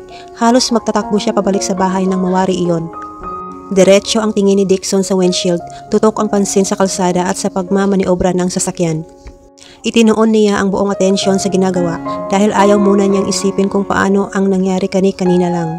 Pero kahit ayaw niya, naisip pa rin iyon ng HD format. Paulit-ulit na naglaro sa alaala niya ang ginawa niyang paghalik kay Vicky. I kissed a girl. So what? Ilang beses na ba niyang ginawa iyon? Sa sobrang dami, hindi na niya mabilang. Ang kaso, namumukod tangi yata ang pagkakataong iyon na nanghalik siya dahil lang sa hindi na niya napigilan ang sarili. Because the truth was, he had been longing to kiss Vicky almost from the first moment he saw her. Oh, come on. In denial siya. Isang bagay kasi iyon na hindi pa nangyari sa kanya. He liked women. Fine. And he flirted with them. Pero sa lahat ng pagkakataon ay tangan niya ang sitwasyon. He was like a master puppeteer or a director, maybe. Walang nagaganap na eksena nang walang pahintulot niya. Bawat galaw niya, kontrolado ng kanyang isip. Not so just a while ago, he kissed Vicky not because it was part of the ritual, but because he simply wasn't able to help himself. Ni hindi nga siya nagkaroon ng pagkakataong pigilan ang sarili. The longing to kiss her was so strong, her mind simply stopped working. And when the kiss happened, it was being a wonderful dream. Parang ang di-focus ang tagpo at may background music pa. Tinampal ni Dixon ang noo. Inulit niya iyon, baka kapag naalog ang utak niya, ay bumalik ang tamang andar niyon. Dahil aminado siya, sa panahong iyon ay wala siyang kakayahang mag-isip ng matino. All he could think of was Vicky and also the kiss. Mariin niyang natapak ang preno. Huminto na pala ang sasakyan na sa harap niya pero hindi agad dumating sa utak niya ang impormasyon. Sa huling sandali na lang iyon sumigaw ng "Step on the brake, you fool." Mabuti na lang hindi siya bumangga sa naunang sasakyan. See? You're not even fit to drive. Nakakabahalang sinyalis iyon, pero may mas nakakabahala pa. Ang pagnanais niyang ilabas ang telepono at tawagan si Vicky just to hear her voice. Oh, for crying out loud. Para patunayang kontrolado pa ni Dixon ang sariling katawan, tinikis niya ang sarili ni hindi niya sinulyapan man lang ang telepono. He kissed me. Ang walang hiya, hinalikan talaga ako. Noon gustong pagsasampalin ni Vicky si Dixon nang mahimasmasan na siya. Hindi lang pagsasampalin, mas maganda kung pagbubugbugin din niya ito. Kaso, mukhang mahirap gawin iyon. Black belter nga ng taekwondo ang binata, hindi ba?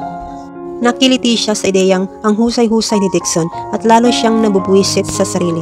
Saan ba siya natuto ng ganoon? Ang kiliting alam niya ay iyong epekto ng pagdantay ng pakpak ng manok sa paa niya o iyong pagsundot sa kilikili niya. Hindi iyong para siyang bulate na namimilipit dahil lang sa kung anong naisip niya tungkol kay Dixon. Kaya mo yan. You can get past that confusing experience. Ninibago lang siguro si Vicky. Bagong karanasan kasi. Hindi niya gustong tumatak sa alaala niya ang lalaki na siya nangang mangyayari dahil ninakaw nito ang distinction ng pagiging unang lalaking humalik sa kanya. Nakakainis talaga. Kailangan patuloy sundan ni Dixon ng second kiss, third, fourth, at fifth. Baka sakaling mabura na iyon sa alaala ni Vicky. Pero kahit yata maka 100 kiss siya mula sa ibang lalaki ay malabong makakalimutan niya ang kanyang first kiss. Lalo na at hindi niya inakalang may lalaki siyang hahalikan. May kumatok sa pinto ng kwarto niya. Vicky, gising ka pa? Yap, pasok. Sumampas siya sa kama at inabot ang tablet. Kunwari ay nagkukutingting siya roon. Oh, bakit? Nilingon niya ang kapatid nang makapasok ito sa silid. Chichika lang, it's been a long time eh. Tinapik ni Vicky ang espasyo sa tabi niya. Naupo naman doon si Tricia. Musta ka na ba? Usisa niya. Mabuti naman, I got a raise. Uy, okay yun ah. Loan out? Sure ba? Bago ako bumalik sa Cebu, labas tayo ni na mami. Natahimik ang kapatid. Oh, ano? Pakiramdam niya ay may gustong sabihin ng ate niya pero nahihirapan ito. There's this guy. Oh no! Naibulalas ni Vicky. Uy, huwag ka naman ganyan. Hindi ko balak magpakatanga part 2, sabi ng ate niya. Mapipigilan mo ba? Nasa jeans natin yun eh. Napatunayan mo na nga. Hindi naman siguro totoo yun. Kahit yung sumpa-sumpa na sinasabi nila, hindi ako naniniwala. Hawak naman kasi natin ang ating kapalaran. At ano ba ang magiging saysay ng pagkakamali kung hindi natin gagamitin iyon para matuto? At yung pagkakamali, hindi kailangan tayo mismo ang nakagawa para mapulutan natin ng aral. Tumingin si Vicky sa kanyang kapatid. Ang dami mo nang nakitang pagkakamali. You can learn from those so you won't make the same mistake. At sa dami na nga nang nakita mo, I'm sure kaya mo nang huwag gawin ang kapareho ng mga iyon. Talagang wala akong balak, no? Sabi ni Vicky. Hindi ang pag-iwas ang sagot. Pwede ka namang magmahal nang hindi napapatulad sa amin. Mahirap yun. Sabi mo nga, nakakabaliw ang pagmamahal. Tingnan mo nga yung nangyari kay Carrie, nag-breakdown pa. Iba-iba naman ang tao, kaya iba-iba rin tiyak ang magiging reaksyon nila sa kahit iisang pangyayari. Noon pa naman, medyo emotionally unstable na si Carrie. Masyado niyang dinidibdib ang lahat kaya siguro hindi niya nakayanan. Iba ka naman sa kanya. Bakit ko pahihirapan ang sarili ko? Iyon ang madalas ikatwiran ni Vicky. Mahihirapan ka rin naman kung pipigilan mo ang sarili mo na magmahal kapag nandyan na ang taong nakatakda mong mahalin. Sasagot dapat siya ang taong hindi nauubusan ng isasagot, pero naumid ang dila niya nang maalala niya ang halik na biglang namagitan sa kanila ni Dixon. Take deep breaths, utos ni Tricia. In, out, ganyan lang. As I was saying, when a guy you're meant to love enters the picture, it would be hell to keep pushing him away, but you can try. Malay mo, baka magtagumpay ka. Iwan ko nga lang kung matutuwa ka kahit pa magtagumpay ka. Wala ulit maisagot si Vicky. Bakit pa ang daming alam ng kapatid niya? Hindi naman naniligaw sa akin si Dixon. At saka kahit maglumuhod pa siya sa akin, hindi ko siya pwedeng patulan. Mabuting kaibigan ako. Iyong lalaking tinutukoy mo ang pag-usapan natin, huwag ako, mag-iwas niya. Ayaw muna niyang isipin ang tungkol sa dilobyong nakaambang mag-alipuyo sa kanyang pagkatao. Kayo na ba? Not yet, but we're dating. Nag-isip ako ng ilang daang beses bago ako nakipag-date sa kanya. He is a nice guy at tanggap niya ang nangyari sa akin and he adores Gail. Kaya nga ang hirap, lalo na huwag siyang mahalin. But I'm taking it slow this time. Magpapakipot muna ako ng katakot-takot. I-push mo yan, te. Talagang ipupush ko. I-push mo rin yan. Huwag mo munang sabihin kay mami, baka ma-high blood. Sa magkanong halaga? Sira ulo, binatukan siya ng ate niya. Sinulya pa ni Vicky ang kapatid niya. Kakaiba ang hitsura nito. Glowing, ganun ba ang nagagawa ng pag-ibig? Kahit ayaw niya ay nakadama siya ng inggit dito. Siya kaya, maguglow pa ever? Sumulpot sa isip niya ang hitsura ni Dixon. Napangiti siya. I know that look, kantiyaw ni Tricia. What look? You are glowing. Huhulaan ko kung sino ang dahilan. Glowing ka dyan, Lucky! Iniharap ng ate niya ang cellphone nito sa kanya. Naka-on na ang front camera ng telepono kaya kitang-kita ni Vicky ang mukha niya. Gusto niyang tabigin ang telepono dahil ang mukhang nakita niya sa screen hindi nalalayo sa anyo ng kapatid niya. May sinasabi ka? Sabi ni Tricia. Oo, sira ulo ka. I guess so. Crazy in love, just like you. Excuse me, ikaw lang. Ngumisi ang kapatid niya. Sure, sabi mo eh. Ay. Nayakap nito ang unan, sabay sandal sa kama at tumulala sa kawalan. Hay, ganun din ang ginawa ni Vicky, saka siya napapitlag. Hala, may problema yata siya. Malaki iyon ay kung kinikilos niya ang pagbabasehan. Pumikit si Vicky, pilit inalala ang mga dahilan kung bakit dati ay isinusumpa niya si Dixon. Gusto niyang buhayin ang galit na nadarama niya para sa binata, pero sa pagkakataong iyon, ayaw magningas ng apoy. Kung nagniningas man, para iyong kandilang nahihipan ng hangin, aandap-andap, nagmumuntikang mamatay. Nakatayo lang si Dixon sa harap ng santambak na stuffed toys sa isang department store. Sa dinarami-rami ng mga iyon, hindi siya makapili ng isa, pero siguro ang mas malaking problema niya ay kung pipili nga ba siya o hindi.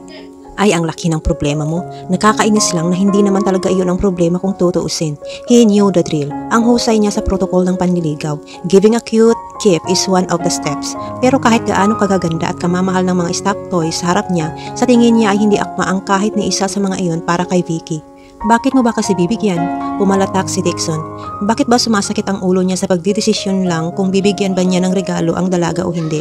Isa iyong bagay noon na ginawa niya nang hindi pinag-iisipan. Katulad lang iyon ng paghinga. Ngayon kung aanalisahin ang magiging kilos niya, akala mo pinag-iisipan niya kung papasabugin ba niya ng bombang atomika ang mundo o hindi? Uy, mukhang bumalik ka na sa sirkulasyon ah. May nagsalita sa tabi niya. Nadismaya si Dixon pagkakita kay Sam.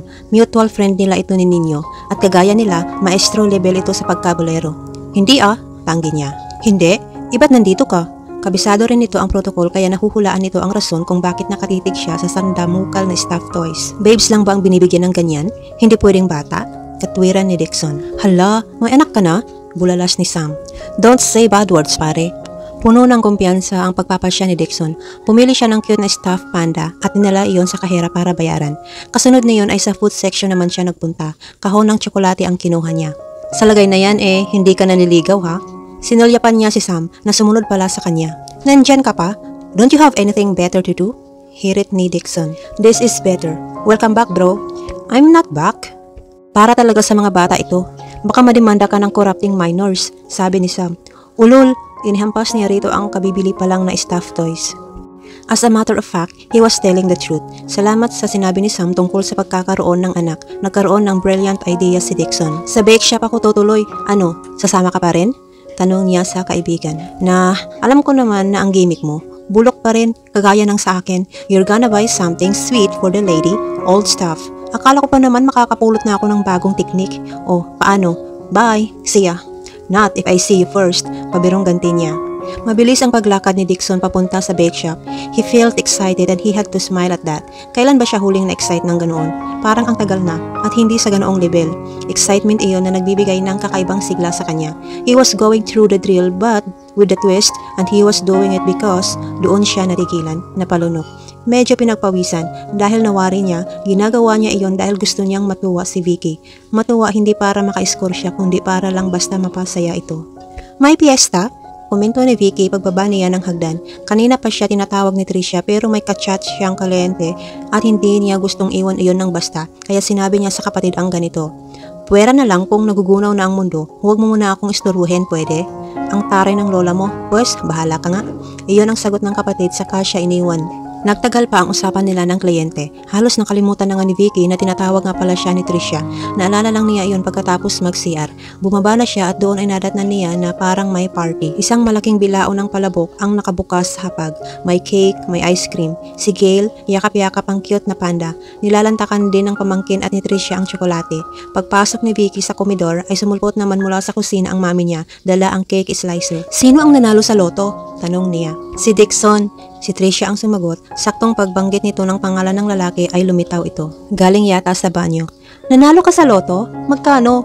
Tanong niya, kumabog ng malakas ang dibdib niya. Bakit ba nakita lang niya ang lalaking ito ay parang nag-iba na ang buong kapiligiran? Idagdag na rin ang ritmo ng heartbeat niya, pati heart rate. Hindi pa yata, tataya pa lang, pero optimist ako. Ganti ni Dixon. Bigay niya ang mga to, yung stuffed toy, para kay Gail, yung tsokolate, sa akin, yung cake at pansit, kay mami.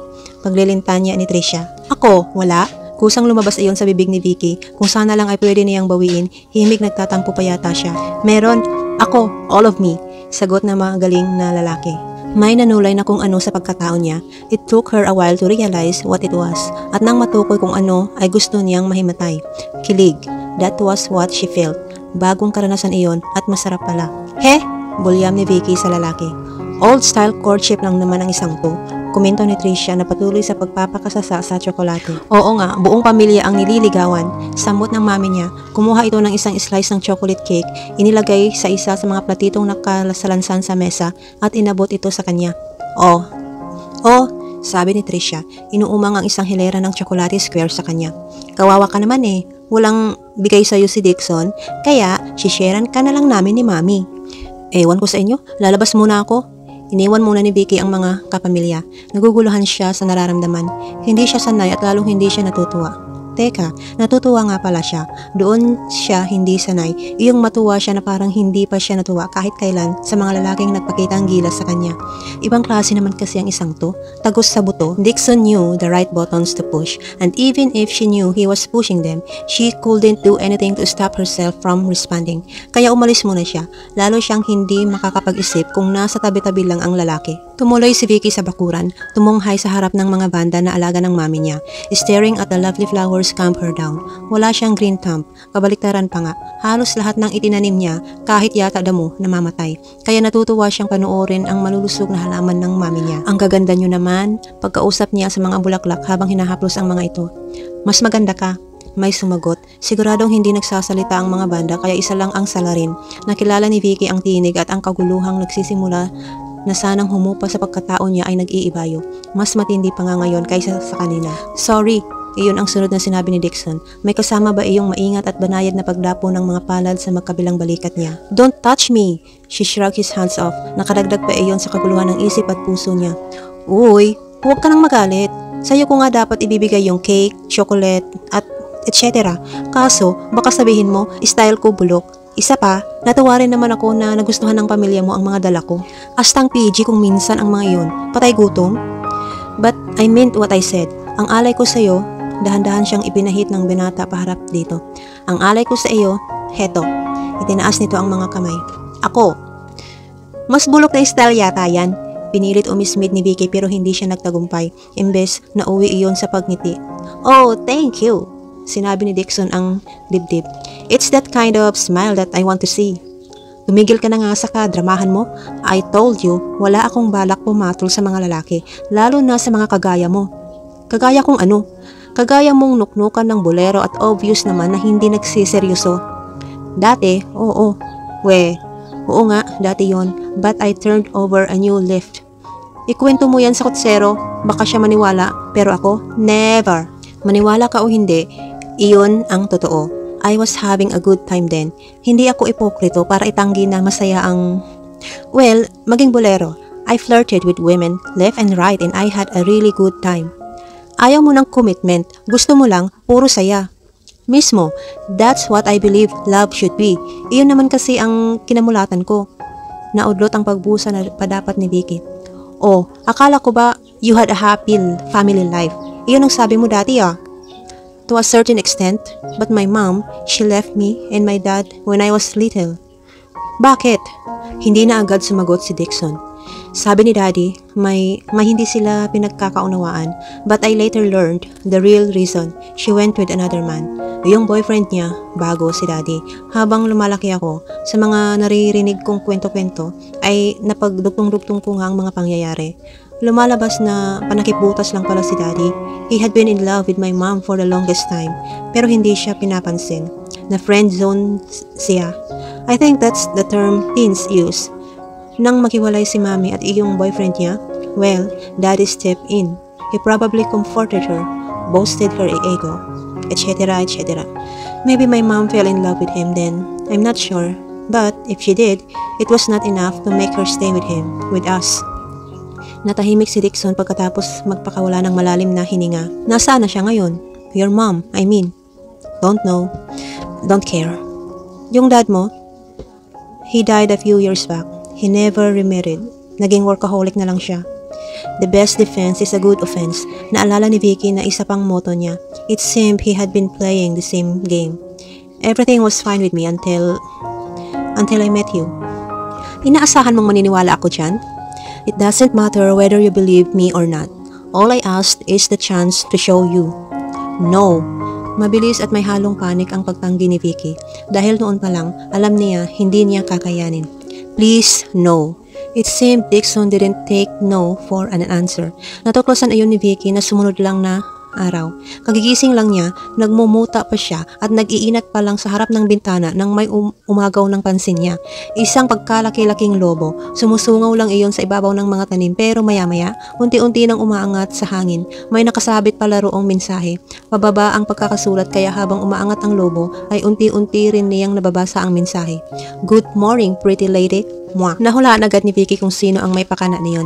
Tumahip ang dibdib niya, napabilis din ang pagtanggal niya ng muta. Saka siya dumukwang sa bintana.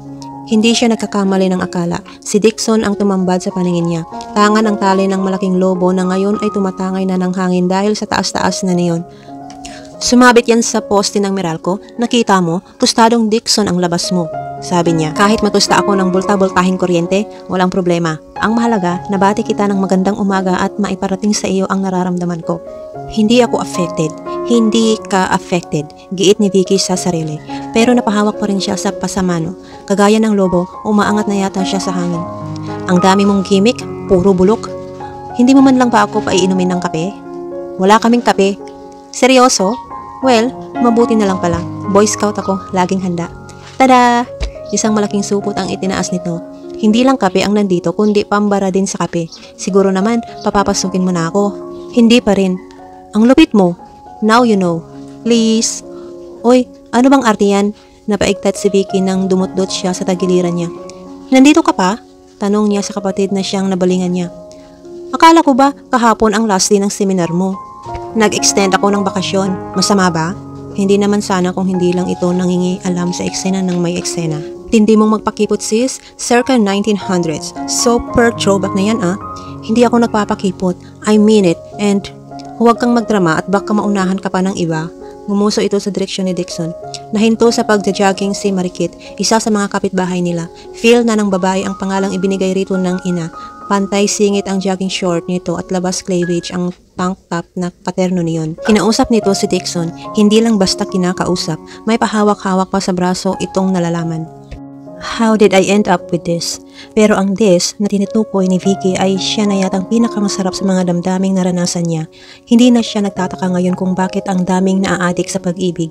Ang droga, pwede pang tanggihan, pero mukhang daang libong beses na mas makamandag ang pag-ibig. Mas matingkad at masidhi ang high na dulot kaya mas mahirap iwasan. Ang yabang niya, naniwala siya na kayang-kaya niyang pigilan ang naturang emosyon. But love wouldn't be one of the most powerful emotion on earth. Maybe even the most powerful one, without a reason. Ngayon niya natuklasan kung gaano nga katindi ang kapangyarihan niyon, na totoong kapag pumasok ito sa puso ni Numan ay kayang hamakin ang lahat. Parang nabubuhay si Vicky sa isang magandang panaginip sa mga sumunod na araw. Lagi silang magkasama ni Dixon at doble pa kaysa dati ang pag-aalaga nito sa kanya. Kung hindi man siya nasasamahan ng binata sa mga lakad niya, ay hindi pwedeng hindi siya tawagan nito para kumustahin.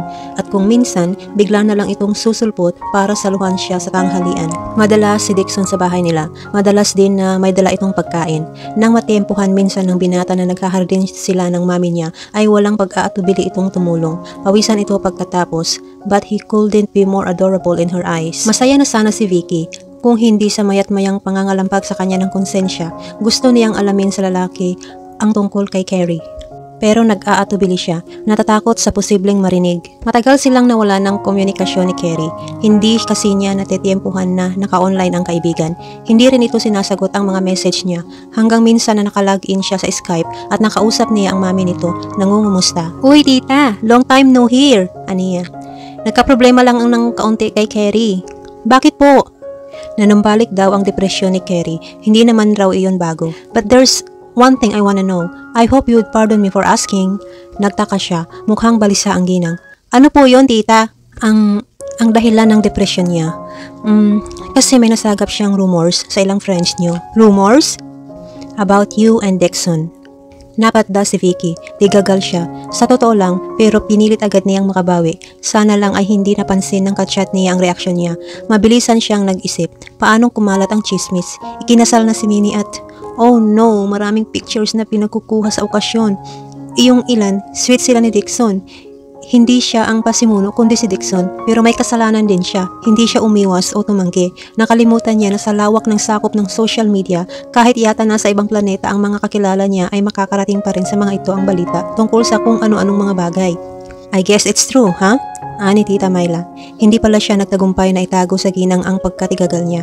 Napansin nito at tila nahulaan ang dahilan na guilty siya. I don't know what to say, Vicky. Hindi galit ang tinig nito. Instead, she sounded so disappointed. But as they say, all is fair in love and war. Sana lang ay alam mo ang ginagawa mo. May naulinigang ingay si Vicky mula sa kung saang bahagi ng bahay ay parang may sinabi ang mami niya, pero hindi na niya iyon gaanong napansin. Sa estado ng emosyon niya ng mga sandaling iyon, kahit sumiklab siguro ang digmaang pangkalawakan sa mismong bakuran nila ay hindi man lang niya iyon lilingunin. Wait, tita, that's not true. Well, in a sense, it's true. Ayaw niyang magsinungaling kaya kumambyo na siya. Hindi ko maintindihan, Vicky. Ang sabi kasi kay Carrie, sweet daw kayo ni Dixon. Na kayo na raw? Our path crossed accidentally at mula noon ay nagpapakyut na siya ng todo. Iniwasan ko siya tita, promise, but he's so persistent. So you give in? I realized I could do something for Carrie. Pwede ko siyang ipaghiganti. Ipaghiganti? You know, turn the tables on Dixon. Paiibigin ko siya. That is, if he is capable of the feeling. And then, you'd reject him. Tit for tat, right? Kinda. Bantulot ang pag-ayon ni Vicky. Totoo naman ang mga sinasabi niya. But somewhere along the way, she lost sight of that plan. Natabunan iyon ng mga hindi niya inaasahang na madarama para kay Dixon. Are you sure that's the extent of all this? Hindi naman kita huhusgahan o babawalan. Karapatan mo ang mahalin ang sino mang gusto mo. I am more concerned about what you'd be getting into. Alam mo naman siguro ang nangyari kay Carrie, di ba? Kung ano ang ginawa ng lalaking yun, baka mangyari din sa'yo. I know, tita. Hanggang ngayon, hayan, parang sakit na hindi gumagaling-galing ang depresyon niya. I hated Dixon for that as much as you do. That's good to hear. I'll tell Carrie to chat with you when she comes home. Matagal nang natapos ang pag-uusap nila ng Tita Myla ay nakatulala pa rin si Vicky sa screen. Tumatagos lang sa pandinig niya ang mga ordinaryong tunog, kagaya na lang ng tahol ng mga aso, ang huni ng mga ibon, ang ugong ng sasakyang pinasibad palayo. Sa pagkalitong nadarama niya ay walang maproseso ang isip niya. Nakasalubong niya ang kawaksi nilang si Aling Maring nang sa wakas ay iwan na muna niya ang computer. Si Mami, umalis kani-kanina lang. Ganun ba? Blanco na uli ang isip niya. Pati na rin yung bisita. Hindi na narinig ni Vicky ang ibang sinasabi ng kawaksi. Tumuloy na siya sa likod bahay para tingnan ang mga pinagagawa ni Dixon. Last batch na iyon ang mga i-deliver niya. Napailing siya. Parang ang layo ng tinakbo ng ugnayan nila at ng buhay niya. Mula noong magpanggap ang lalaki bilang ibang tao at umorder sa kanya ng produkto. Naipak na ang mga i-deliver, labag sa kalooban ni Vicky na aminin. Nagigilty siya pagkatapos ng pag-uusap nila ng mami ni Carrie. Pero gusto niyang makita si Dixon. Ni sa hinagap ay hindi niya inakala na darating ang panahon na magkakaganoon siya. Iyong naaatat na makasama ang isang lalaki. That was exactly how she felt right now. Daig pa niya ang naglilihi sa pananabik na masilayan. Ang mukha ni Dixon, ang marinig ang tinig ng binata, ang mayakap ito. Oh gosh, kailangan ko rin namang mag-deliver eh. Might as well, we'll do it now. Nakagawa agad siya ng katanggap-tanggap na dahilan. Sabado kaya posibleng nasa bahay si Dixon. Alam ni Vicky ang address at minsan ay dumaan na rin sila roon ng binata. Sana ay nasa bahay ito. Hindi na niya tinawagan ang lalaki. Nagkukunwari nga siya sa sarili na pagdi-deliver lang ang pakay niya. Kung wala ito ay may katulong na pwedeng pang-iwanan ang delivery. But seeing the house, she couldn't deny the truth. She was excited to see Dixon. Ang pruweba, kulang na lang malaglag siya sa pagmamadaling makababa ng sasakyan at malaman kung nandoon ba ang lalaki. Sana. Nakakross ang mga daliri niya habang inuusal iyon sa isip. Akmang pipindutin na ni Vicky ang doorbell nang maagaw ang pansin niya ng isang tinig. Galing iyon sa gilid ng bahay. Boses ba iyon ni Dixon? Sumilip siya. Oo, si Dixon nga ang nagsasalita. Nakasalpak sa tenga nito ang cellphone. May kausap habang nililinis ang nakaparada nitong sasakyan. Wala itong pang itaas at shorts lang ang suot. Nakakapaglaway. Imbis tuloy na matawag ito nang namaus siya bigla. Bago niya mabawi ang hininga ay makakuha ng buwelo para sambitin ang pangalan nito ay nagsalita na naman ang lalaki. Hindi pa ako formal na sinasagot eh. But it's just a matter of time. Nawala na naman siya ng hininga sa narinig. Sino ang tinutukoy nito? Yeah, ninyo, my man. Vicky is in the bag. Oo na lang ang kulang at officially kami na. Which means you lose. Ihanda mo na ang bayad mo. Napaatras si Vicky. Imbis na magpakita sa lalaki ay nagtago siya sa halamang tumutubo sa gate. Tama ba ang intindi niya sa pinagsasabi nito? Sana ay hindi. Pero sa palagay niya ay oo. In any case, she needed to hear more. Sabi ko naman sa iyo walang Ice Princess o Snow Queen pagdating sa akin. Kung totoong tao nga si Queen Elsa. Kahit siya, mapapasagot ko. So who's the man now? Walang mali sa intindi niya. Wala ring katulad ang sakit na tumagos sa dibdib niya. Isa na naman iyong bagong karanasan na ipinadama sa kanya ni Dixon. He really was a man of many talents. Basta, iyong bayad mo ha. Ang pustahan ay pustahan. Loser! Humalakak pa ito. Tunog demonyeto na isip ni Vicky. Ang unang reaksyon ni Vicky ay ang umalis na lang. She had been hurt mortally and she wanted to lick her wounds in private. Pero hindi rin siya nakatiis. Parang sasabog ang dibdib niya sa matinding galit at hindi niya kayang sarilinin lang iyon. Kaya imbes na magmarcha pabalik sa kanyang sasakyan, ay pinindot niya ang doorbell. Sunod-sunod. Humahangos na lumapit si Dixon. Oh, ikaw pala. Anito parang hindi naman na sorpresa. Ngayon ang delivery date ng order mo. Last batch, sabi niya. I know. Let me guess. You can't wait to see me, kaya ikaw na ang nag-deliver. I was expecting you, you know. Pabiro ang pagsasalita nito, katulad iyon ng dati, pilyo na pa-cute. Pero hindi siya nakyutan dahil ngayon ay malinaw na sa kanya na bahagi lang iyon ng plano nito, na dapat ay nahulaan na niya noon pa, kaso ay gumana ang genes ng katangahan na namana niya.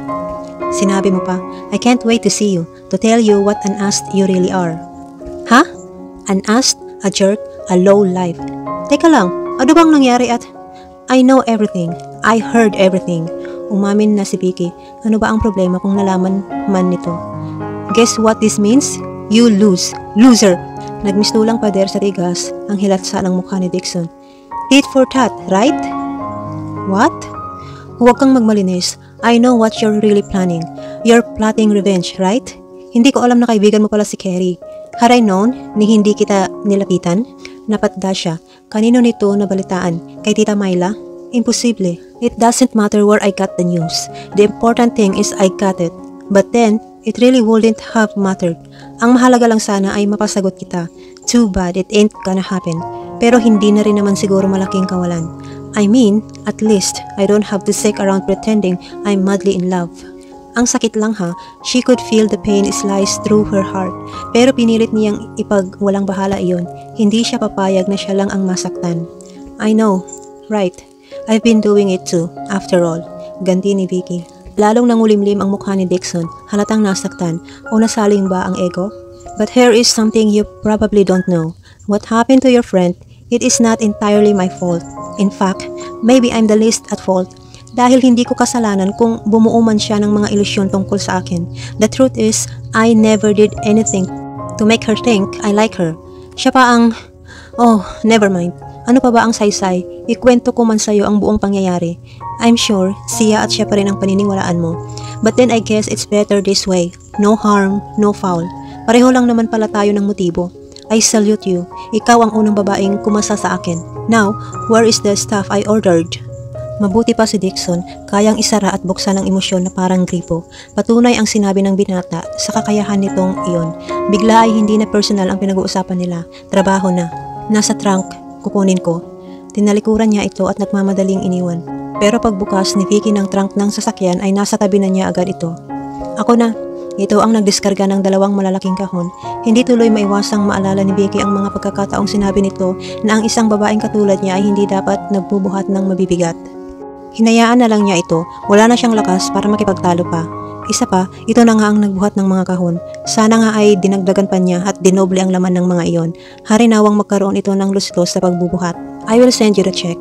Anito nang maibaba sa sidewalk ang ikalawang kahon. Right, I won't say nice doing business with you. Tumango lang si Dixon, nagtatagis ang mga bagang. Tinalikuran na niya ito at agad lumulan sa kanyang sasakyan. Dali-dali rin siya sa pagbuhay ng makina. Umingit pa ang mga gulong sa pagkarurot niya palayo. Nang makalabas ng gate ng subdivision, ay sakalang niya hinayaang tumulo ang luha niya na agad din niyang tinuyo. Bakit ba niya iiyak ka ng isang kagaya ni Dixon? Iyon ang parating ginagamit ni Vicky na pambara sa mga tear ducts niya tuwing mga nganib na umagos mula roon ang kanyang mga luha. Ang hirap nga lang panindigan, lalo pa nang umuwi ang kapatid niya, Bit-Bit si Jerome. Seeing her sister blooming with happiness reminded her of the time when she too saw the world through the rose-colored glasses. Masarap ang pakiramdam, inaamin niya, at kahit panasaktan siya ng bonggang-bongga, inaamin din niya na nagpapasalamat siya at naranasan niya ang ganoong pakiramdam. Tao ka na ngayon, sabi ni Vicky sa sarili. Binigyan din siya niyon ng sapat na lakas ng loob na sumubok muli. Oo, sumubok. Muli.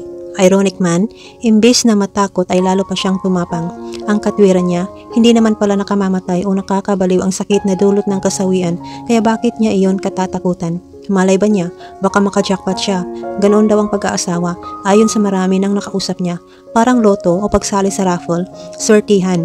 May umuuwing luhaan, may nananalo ng minor prize, iyong tunay na sinuswerte, ayun, jackpot. Kung hindi ka tataya sa loto, paano ka mananalo? Kaya salamat na rin kay Dixon, may lakas siya ng loob na tumaya. Nakakainis na nagtatangkang umapaw ang mga luha sa mga iyon na hindi sinasadyang pagkakataon.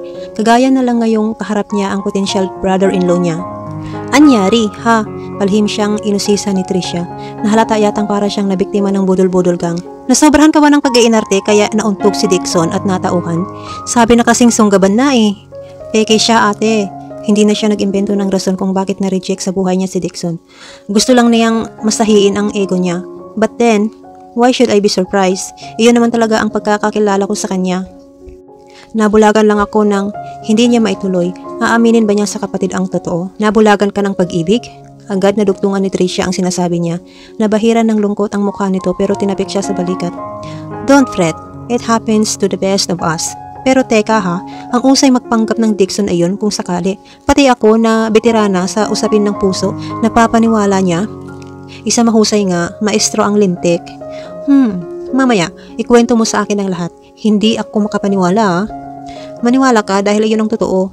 Giit ni Vicky, naiyak na naman. Lintik na luha ka, tatantanan mo ko, bulalas niya.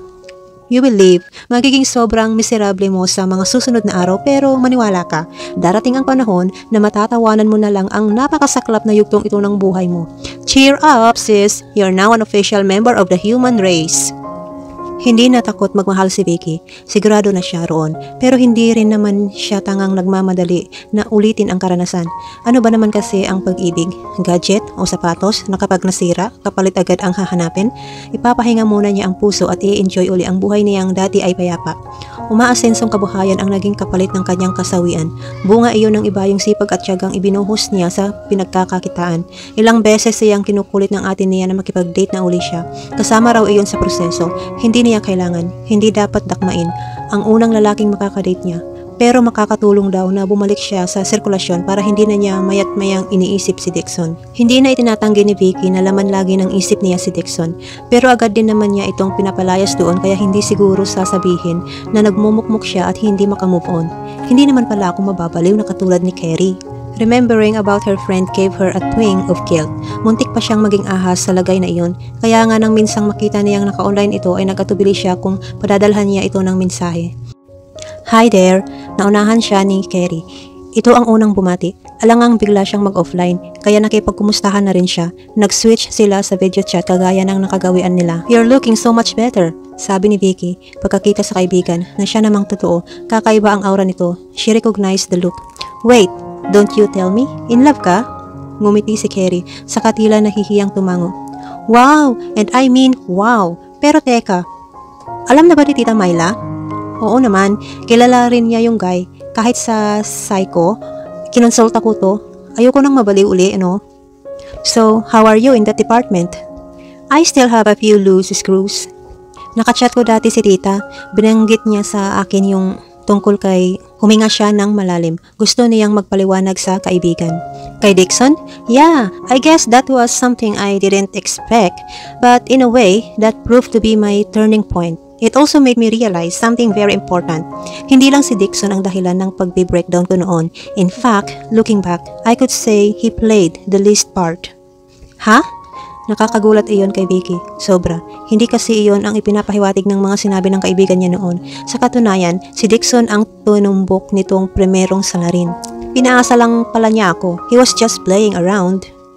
Nag-echo pa sa mga pandinig niya ang madalas ibulalas noon ni Carrie. Ang dami kong issues at that time. I wanted to be an artist but I was starting to think I was not good enough. I applied to a scholarship abroad pero hindi ako pumasa. And then, iyong ilang paintings ko hindi nakasali sa mga tinanggap ng isang foundation na sumusuporta sa mga budding artist.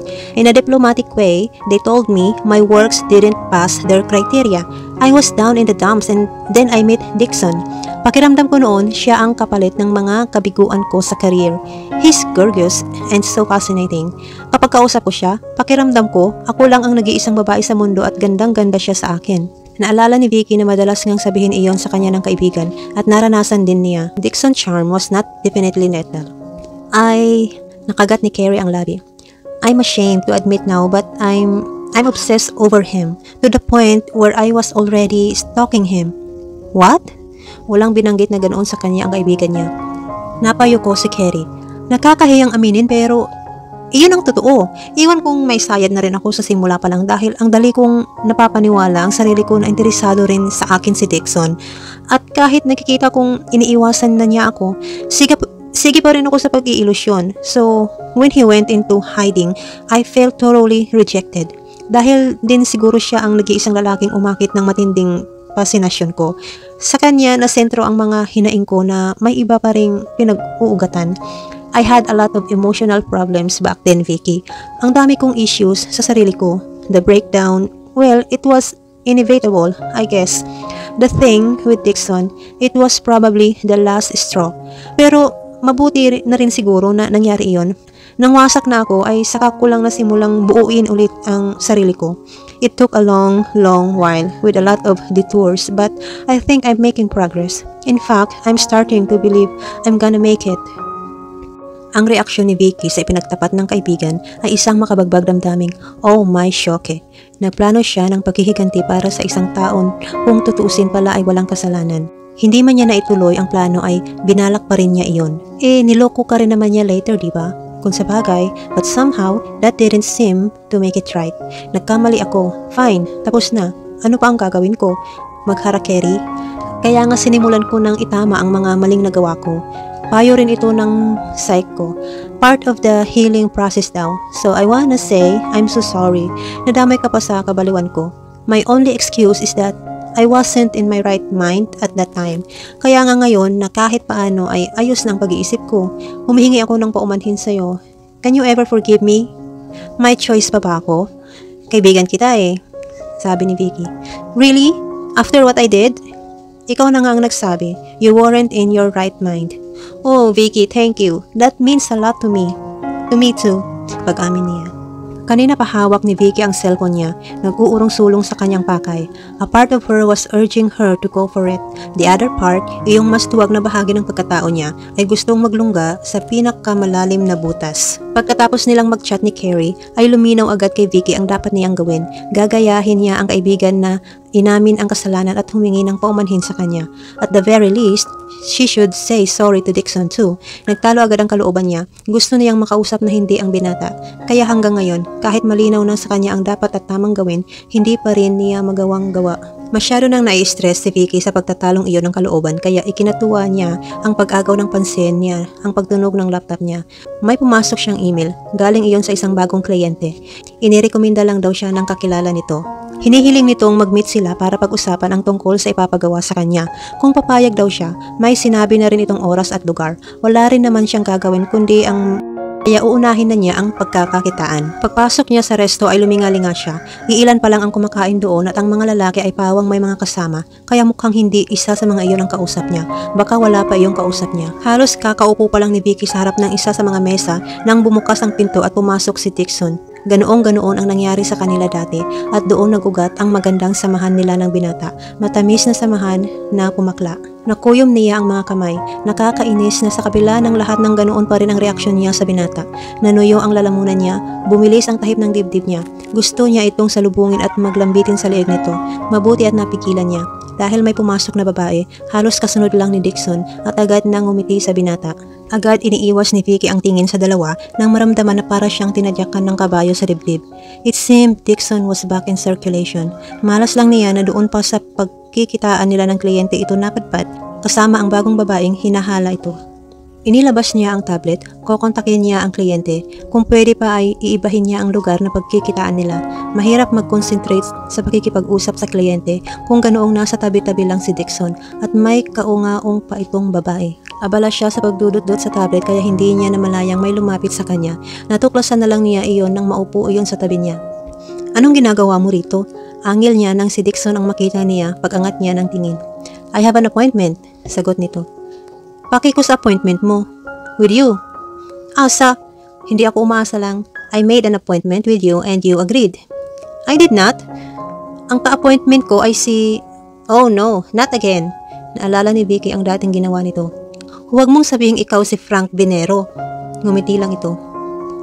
I'm leaving. Umakma siyang tatayo. I just wanna talk. Sandali lang. Pinigilan siya ng tono ng boses ni Dixon.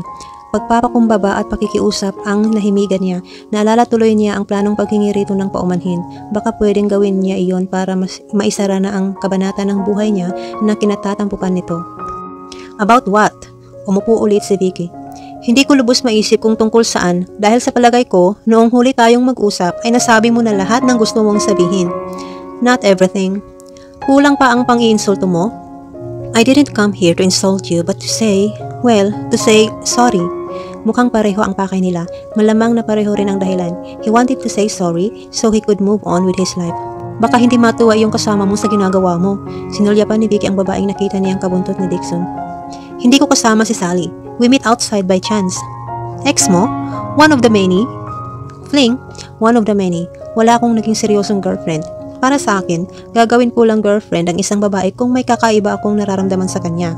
So far, I haven't felt anything out of the ordinary for all of the women who came to my life. Ngayon pa lang, pag nagkataon, kaya ngayon pa lang ako mag-girlfriend. I see. Who's the unlucky woman? Unlucky agad? Well, too bad, cause that woman is you. Nagpasalamat si Dixon at kahit tubig ay wala pang naisisilbi sa kanya ang waiter. Kung hindi ay baka ibinuhos na niya ito dito. Sabi mo, tapos ka na sa pang-iinsulto sa akin, anas ni Vicky. Ako ang nainsulto. Insulto pala kasi ang turing mo sa nararamdaman ko. Kung seryoso ka sana sa sinabi mo, baka pwede pang... Seryoso ako, mamatay man ako. Talaga lang? O seryoso ka lang, manalo sa pustahan. I called the whole thing off. I had forgotten about it already actually.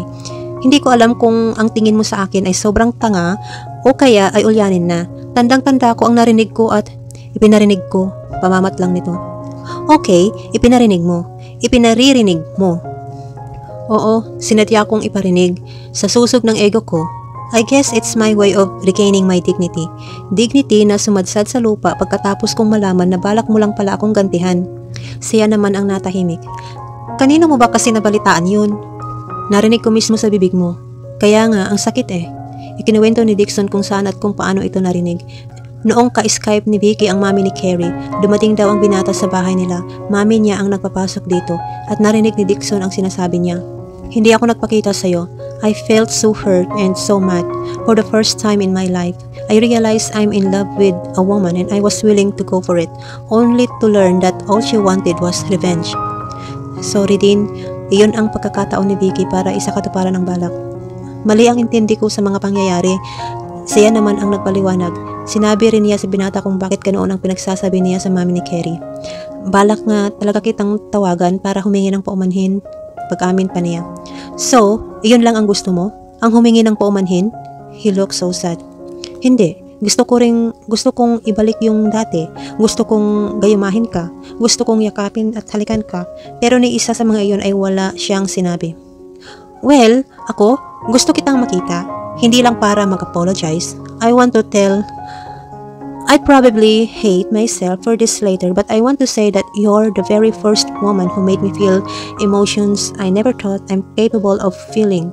You made me realize that love does exist, and that when it strikes, you cannot do anything but to go with the flow.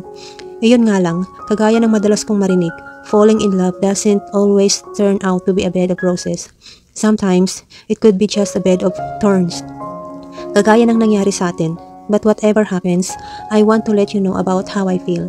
Siguro ay dahil umaasa ako na baka sakaling may pag-asa akong magbago ang pagtingin mo sa akin, na baka sakaling makumbinsi ka na hindi ako kasinsama ng inaakala mo. At pag nangyari iyon ay baka matuklasan mo na kaya mo rin akong mahalin.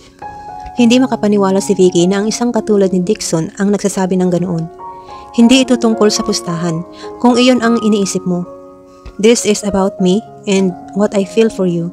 The feeling that I haven't experienced ever in my entire life and is making me do things I wouldn't have thought of in my wildest dreams. Ihaharap ko sa iyo ang kapustahan ko kung iyon ang kailangan para paniwalaan mo ko. O kung hindi ka pa rin maniniwala kahit nakausap mo na siya, ganito na lang, malasinawa ako sa lahat ng gagawin ko mula ngayon hanggang sa huling hininga ko kung nagsisinungaling ako. Because the truth and nothing but the truth is this. I love you. I don't know how or why it happened, but I do. And I'm willing to trade my very soul if that's what it takes to have you in my life. May isa pang talento si Dixon, natuklasan ni Vicky. Idagdag pa sa lethal charm ng binata ang husay nitong humabi ng mga salita. And she could feel the sincerity behind the words. Iyon ay kahit paipilit niyang magduda pa rin dito. A leap of faith that falling in love actually meant. Umaasa ang isang tao na in love na magiging maligaya siya na hindi siya iiwan sa ere ng taong mahal niya, na handa siyang sumugal para makamit ang kaligayahan. Susugal na siya. Kung natalo di natalo. Alam naman niya mabubuhay siya. Ayon nga kay Tricia, hindi nakamamatay ang masawi sa pag-ibig. Okay. Anong ibig mong sabihin na okay? It means, I believe you. Pero malaman-laman ko lang na bulaanin ka at matitikman mo ang hindi mo pa natitikman sa tanang buhay mo. Pag-amin niya na may kasama ring babala. Hindi ko iyon matitikman dahil mamatay man ako, totoo ang sinasabi ko. Parang nabunutan ng tinik sa dibdib si Dixon. Tinik na butanding. Humikit pa nga ito. Thank you, Lord. Uminiwestra ng puka ng bibig nito. Then he opened his eyes and smiled. Do we have a deal? Deal? For you to be my girl and for me to be yours alone. Sagot nito. Magpirmahan muna tayo ng kontrata. Ganti niya. Sure. Heto, gagawin ko na. Napailing na lang si Vicky. Pipirmahan niya kahit ano basta ba ang kalabasan ay magiging kanya si Dixon. For life Wala nang bawian. Wakas,